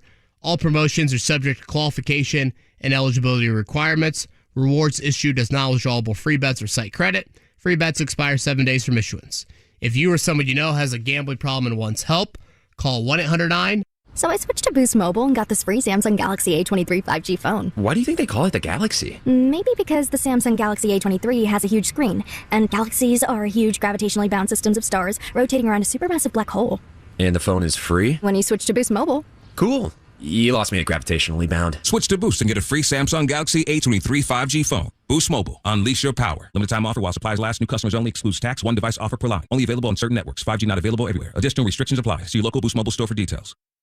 The Ride with JMV. I've been around here since 1984. I can tell you as good as anybody exactly what's been good, what's been bad, what's been horrific. And as much as I've always liked Jim Irsay, it starts with him. The season has been an absolute disaster, but even worse than that, it has been the worst embarrassment this organization has seen since been here. The Ride with JMV. Weekdays 3 to 6 on 93.5 and 107.5. The Fan. Have you studied? Can you handle the pressure? Sharpen your pencils. It's time for the Pop Quiz with Kevin and Query. Brought to you by Jiffy Lube, Indiana's favorite oil change since 1985. I think a very manageable pop quiz. Very manageable. Is that you saying you're about to give 4 hints on 5 questions? No, I'm just telling you, it's manageable. Number 1 through 8. We'll let Quinn pick, our guest in the studio. Quinn, give me number 1 through 8. 3. 3. Joe. What's up, Joe? Hey, what's going on, guys? Joe, how you doing? I'm good, man. Hey, real quick comment on Jake's delicatessen conversation is, as a Purdue grad myself, the fact that we say IU's name before every kickoff, we get what we get, man. Like, if we can't stop thinking of them during our football game, you guys can keep thinking of them during your radio show. You know what, Joe? I've said Quite that. the mature move by Joe. That right is, there. Joe. I've thought that odd, to be honest with you, is like at basketball games when they chant IU when Purdue's playing Michigan. So remind me again, it's just during like the fights, they say IU sucks. Is that what it is? Yeah, they do it at every kickoff during the football game, and then they do it during our, like when we're doing our song. And it kind of irritates the hell out of me, man. I just think it's so stupid. Is that common? I'm trying to think of other rivalries. I don't. I hope not. I was at the Big Ten championship game, and we brought IU into that arena for no reason at all. It's a good way of saying it. So irritating. What year did you graduate from Purdue, Joe? 05. And did you grow up in the area, or did you come to Purdue and then stayed in the area? No, I'm in Fishers now. Well, but I mean, where'd you grow up? Oh, I'm in Apache. Can you tell me the high school? Apache. Boy. Attica. That's Wabash Pride, baby. Orange and black.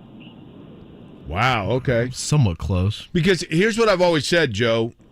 When I was a kid, I was a big fan of Indiana because the one thing I knew is that I lived in the state of Indiana. And my parents, neither one really had a connection there. My mom, I think, went for a little bit to IU, but I just knew that Indiana was where I lived, and so therefore I liked Indiana. And Purdue's, so there's a larger contingency of non-affiliated people that would root for Indiana over Purdue. And Purdue's graduates, because their programs are outstanding but very specified, are more likely to move elsewhere upon graduation and not settle in Indiana per se. So, thus, 100%, man. I grew up an IU fan in Fort Wayne. Yeah. Always rooted. I remember that when we lost to, was it Kentucky, right? And in the Final Four, I can't remember exactly, but the whole family was IU fans until I went to Purdue, and then just slowly grew to hate them a little bit more. Joe, who's your favorite Purdue athlete, basketball or football? My first jersey I ever owned was Big Dog. Yeah. So I'd probably go that with Brees right behind him. Yeah, Big Dog was something, man. That was my Can't senior. go wrong with either He of was those. my class in high school, and he was unbelievable. All right, here we go, Joe. Would you like for me, that would be Jake, or for Kevin to lead you off with question number 1? I'll go with Jake. He gives more hints. Fair enough. So I can't argue with that although one. you need, you know what, Joe, you need the hint for number 2. All right. Oh, well, then I'll go Kevin. All Joe, right. let's be honest. Jake has never stopped giving hints, whether he's asking the question or not asking the question. True enough. Number 1, Joe, NFL Week 15 came to an end last night. Name 2 of the 3 teams that have clinched division titles so far. Get Philadelphia and Kansas City. about one more guess. Philadelphia, Kansas City, division titles. Got 2 in the NFC. 2 in the NFC. Joe, have you ever dipped? Dipped? Yeah. It's a bit personal for Joe, maybe? Well, if you had buddies in college that dipped, they likely bought Kodiak or this other brand. God, why can't I think of this? Like, I know football really well. Joe, who did the Colts lose to on Saturday? Oh, holy hell. Oh, man. Boy. Real cold city. There's 2 of them. They're right next to each Joe, other. this isn't great for the Damn Purdue accuracy. education right here. I'm telling you what an embarrassment. We lost to 33. Oh, Minnesota. God dang. All right. He got there eventually. All right, question Sorry, number 2 guys. for you, Joe, which I'm very confident about after the performance of question number 1. This is like a 3-paragrapher. Okay, this is a long one. Purdue and Connecticut are ranked 1 and 2 in this week's AP Men's College Basketball poll. Just the second time in poll history that 2 teams that were unranked in the first poll of the season occupy the top 2 spots. The only other time it happened was in February of 1966, and the 2 teams involved met in the national championship game, in which afterwards Pat Riley of the losing team famously went in to shake hands with the members of the winning team despite the alleged urging of his coach? Name one of the two schools. Pat Riley. They made a movie out of it. Was it the team out of Texas that I want to say Pat Riley played for Syracuse. I'm not sure. I feel like he kind of got one of them. Texas directional. Former Pacer Antonio Davis played at this school. Texas Christian? No. Okay. Yeah. Joe, number 3, Damian Lillard became the all-time leading scorer in Trailblazers history last night. Who did he pass as a leading scorer in Trailblazers franchise history? Glided right past him. Terry Porter, Clyde Drexler, LaMarcus Clyde Drexler. Aldridge, Clifford Robinson. Okay. Question number 4. The Rams' loss last night gives them 10 losses on the season. Name the only other defending Super Bowl champion to lose 10 games the following year. Was it the 68 Packers, the 87 Giants, the 99 Broncos, or the 03 Tampa Bay Buccaneers? I'll go with the Buccaneers. Okay. All right, to round it out, Colts lost a 33-0 lead, and eventually the game as they lost to Minnesota, as you said earlier. On Saturday, the Vikings win from 33 points down, broke the old record of 32 set by the Buffalo Bills in a wild card playoff game, thanks to Frank Reich, against Houston in 1993, who held the old regular season record with a 28-point comeback. 49ers, St. Louis Cardinals, the Bills, or the Lions? My dad's a Lions fan, but they never come back from anything, so I'm going to go with... Have you watched them this year, though? Oh, they've been good, man. Believe me, it sparked a lot of conversation. I'm happy for them. What was the first one, San Francisco? Yeah, how about you go with that one? Yeah, let's go with that one. Okay. All right.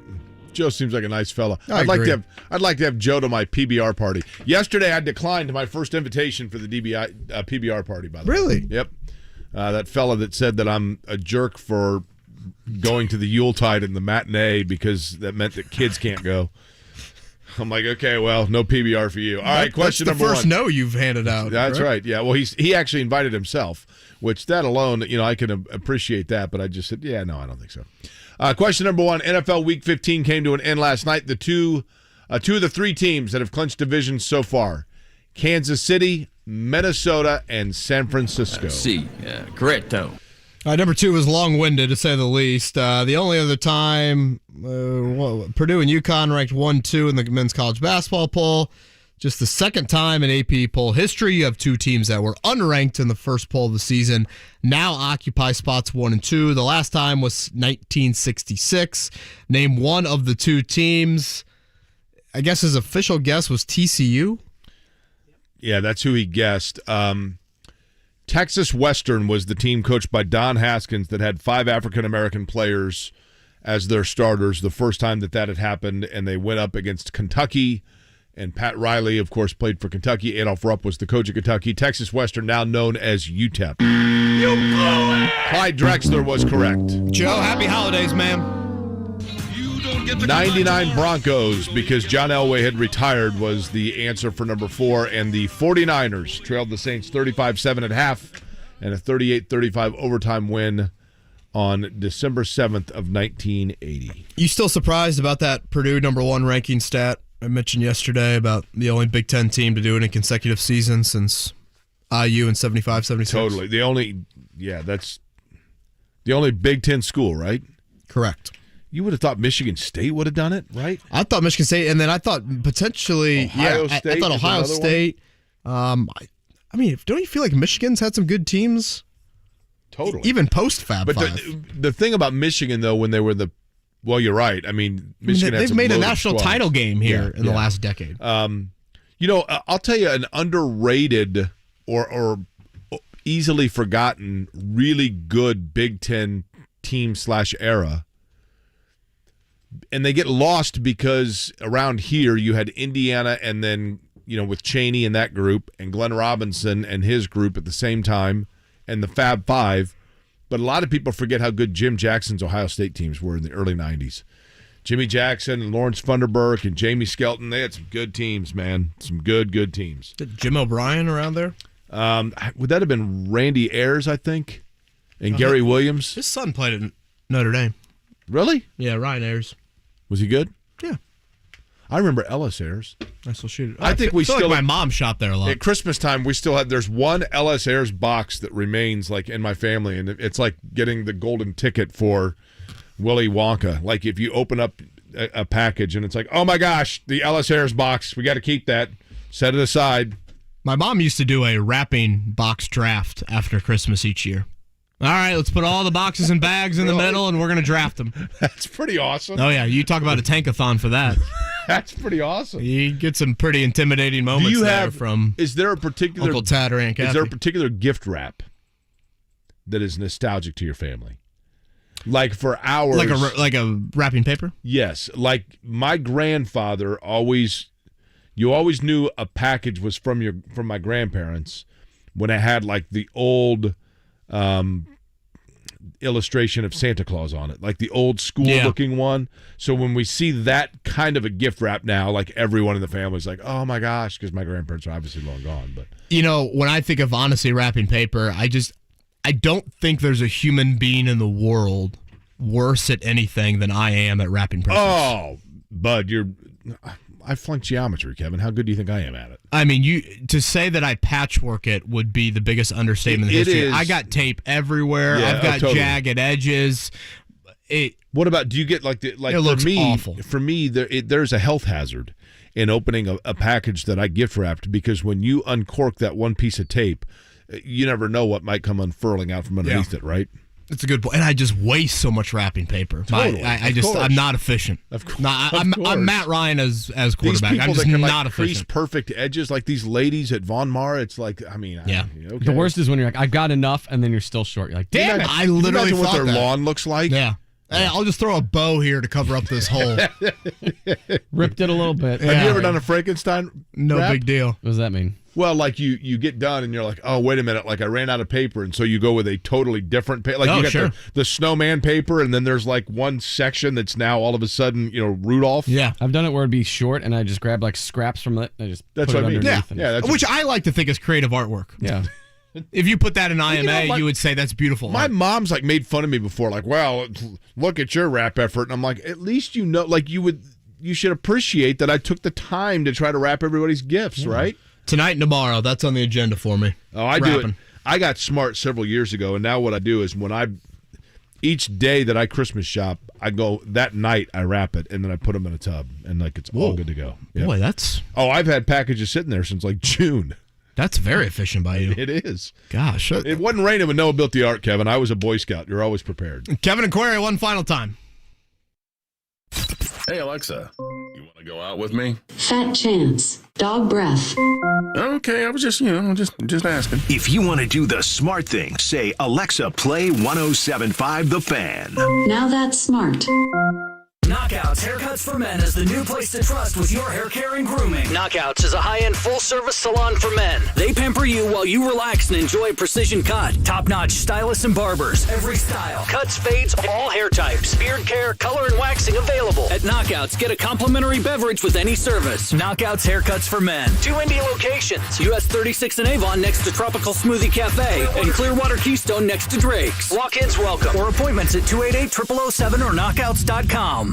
Drowning in IRS debt? If you can't afford to pay your IRS debt due to economic hardship, you can now be free of IRS collection efforts by taking advantage of a special IRS tax hardship program. This program allows Americans who owe the IRS to resolve their delinquent tax debt once and for all. In some cases, maybe even reducing what you owe significantly. An open phone line has been established by Community Tax for consumers to call and see if they qualify. Simply dial 800-283-5948. If you owe back taxes to the IRS and cannot afford to pay them back or have years of unfiled tax returns, help is standing by. Just call the Community Tax Helpline today at 800-283-5948 for the help that you need. Don't take on the IRS alone. They can attack track your wages, savings, pension, home, and even your Social Security check. Call 800-283-5948 to see if you qualify. That's 800-283-5948. Now Martha Stewart for Skechers. When I make a dish or embark on a craft project, I always use the finest, most fabulous ingredients and materials. Which is why, when it comes to footwear, I love Skechers. Because Skechers is the comfort technology company and uses the most luxurious, innovative materials and designs to make wondrously comfortable footwear. It's exactly the way I'd make shoes. They've meticulously designed stylish footwear with all the fits and features you want. They have fits like wide fit, relaxed fit, stretch fit, arch fit, and more. Plus, they have luxurious features including Skechers' world-famous air-cooled memory foam. It's like walking on a cool side of the pillow all day long. And best of all, they find a way to keep them affordable. You simply can't get more comfort and style for your dollar. So if you want the kind of footwear I'd create, get yourself a pair of Skechers. It's comfort with style and more. Find Skechers at a Skechers store, Skechers.com, or wherever stylish footwear is sold. Nobody protects you from mayhem like Allstate. I'm your game day face paint, and you just rubbed me right into your eye. Now your vision is super irritated. So is that driver you just hit. And if you have cut rate car insurance, these damages will rob you blind. So switch to Allstate, save $744, and get protected from mayhem like me. Average annual savings of new customers surveyed in 2021 who reported auto savings when switching to Allstate. In most states, prices vary based on how you buy. Subject to terms, conditions, and availability. Allstate Fire and Casualty Insurance Company and affiliates, Northbrook, Illinois. At Lowe's, every pro is an MVP to us. That's why MVP's Pro Rewards members can earn bonus points on select products and brands like Power Pro, Weehawk, and Valspar. Then redeem your bonus points for exciting rewards like tools, sports memorabilia, Lowe's e-gift cards, and more. Join Lowe's MVP's Pro Rewards today to start earning. Bonus points calculated before taxes and fees after applicable discounts, if any. Subject to program terms. While supplies last. Points expire at end of calendar year. Visit Lowes.com/L/Pro loyalty terms for details. Now through 1/8/23. Hi, this is Mark Chester from Marshall Mechanical. On behalf of Eric Marshall and our whole team at Marshall Mechanical, we would like to wish you a very Merry Christmas and a Happy New Year. If you have a home heating emergency during the holidays, please feel free to give us a call at 317-738-5940 or find us online at callthemarshallnow.com. Marshall Mechanical is your trusted local independent American Standard heating and air conditioning dealer. The Colts host the Los Angeles Chargers on Monday Night Football. The coverage starts at 5:30 on The Fan and 97.1 Hank FM. Guess who got bar mitzvahed on the PGA Tour? No, I'm not talking about Tiger Woods. I'm talking about Mr. Happy Gilmore. You're listening to Kevin and Query on 93.5 and 107.5 The Fan. Is that Sandler? Yeah, of course. Hanukkah song part 2. Hanukkah yesterday began, is that correct? Yep, that sounds about right. Are we day 3 or 4 into it? Are we a few days into it? Safe travels, everybody out there. I believe we're in day 3, right? Obviously a busy time of year. Hanukkah, Christmas, Kwanzaa, and time off for people, so... So what day of Hanukkah is it? And it's a Tuesday. It doesn't help me. It's day 3, I'm certain, because... Sunday began? Well, yeah, because didn't Josh Horowitz on the Raiders broadcast say on the opening night of Hanukkah? That was Sunday, right? Mm-hmm. How about this from Field Yates? The temperatures we're looking at this weekend in the NFL, these are some wild, wild temps. So again, we've got a lot of games coming up on Saturday this weekend, 3 on Sunday. Right now, Bills at Bears, the forecast for Saturday, -12, -11 degrees. Seahawks at Chiefs, -6. And again, this is the feels like temperature. At the Browns, -9. Texans at Titans in Nashville, folks, 5 degrees. Falcons at Ravens, 7. Raiders at Steelers, -4. So you're looking at 4 games with a feel-like temperature in the negatives coming up on Saturday. If you were a fan, okay, if your team was playing in a fill-out-the-season game, in other words, you're out of playoff contention, you're under 500, and it's this time of year, and you're at an outdoor stadium. Here you go. Bears against the Bills in Chicago. If you're a Bear, okay, but what if they're playing a team that also is terrible? Oh, so you're saying like both teams are like equally Broncos, bad? Cardinals if it were an outdoor venue. Correct. So in a game like that, what is the outdoor temperature where you would say, yeah, not doing it? Gosh. Boy, I'd like to think I was tough. I mean, is there any appeal to like watching the Bills if you're Mark's Bears? I feel like that would be the big draw, seeing Josh Allen and Justin Fields, but is there something about banding together and let's drink some hot chocolate and hand warmer it to death? I could see it being... Tell my kids about this one day. Yeah, and the danger becomes a lot of times people are like, oh, we'll just do some shots or whatever, and that actually could be pretty dangerous. But I can see people, there being like an element of fun to it, right? Of like the anomaly of it. But then after like a quarter being like, okay, how many I'm good. You're like, I can have their shirts off in that weather. Yeah. Look how tough I am. When you're like, boy, I can now only feel 2.5 toes. Yeah, I mean... Do you guys see the leading Pro Bowl vote getter? Which player garnered the most votes from fans? Justin Jefferson, right? Yeah, I was going to say Justin Jefferson League-wide. was the top one. I'm gonna stick with Justin Jefferson. Sticking with Justin Jefferson? Mm-hmm. Quinn, I think I hear you in the background. Who you got? Tua. Wow. The leading vote getter. We mentioned it last week. The Vikings were the number one team. They got overtaken in the last week by the 49ers. I oftentimes forget how rich that 49ers brand is. It's a pretty strong brand. It is. Pro Bowl will be announced Wednesday. This from night. Paul. I don't really want to go on Monday night, and it's going to be 72 degrees and indoors. Well played. That is great. I did, Jake, by the way, and I was hoping you could plug this. I had a couple people reach out to me. They've sent their tickets for the Colts-Texans game to end the year to go to IPS Kids. Correct. So they have forwarded them to me. I'll forward them on.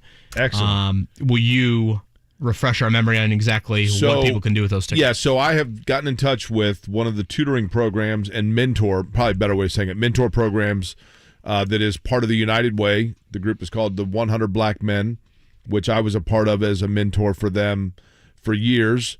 And they work with children throughout central Indiana and IPS schools primarily, but through a number of different ways.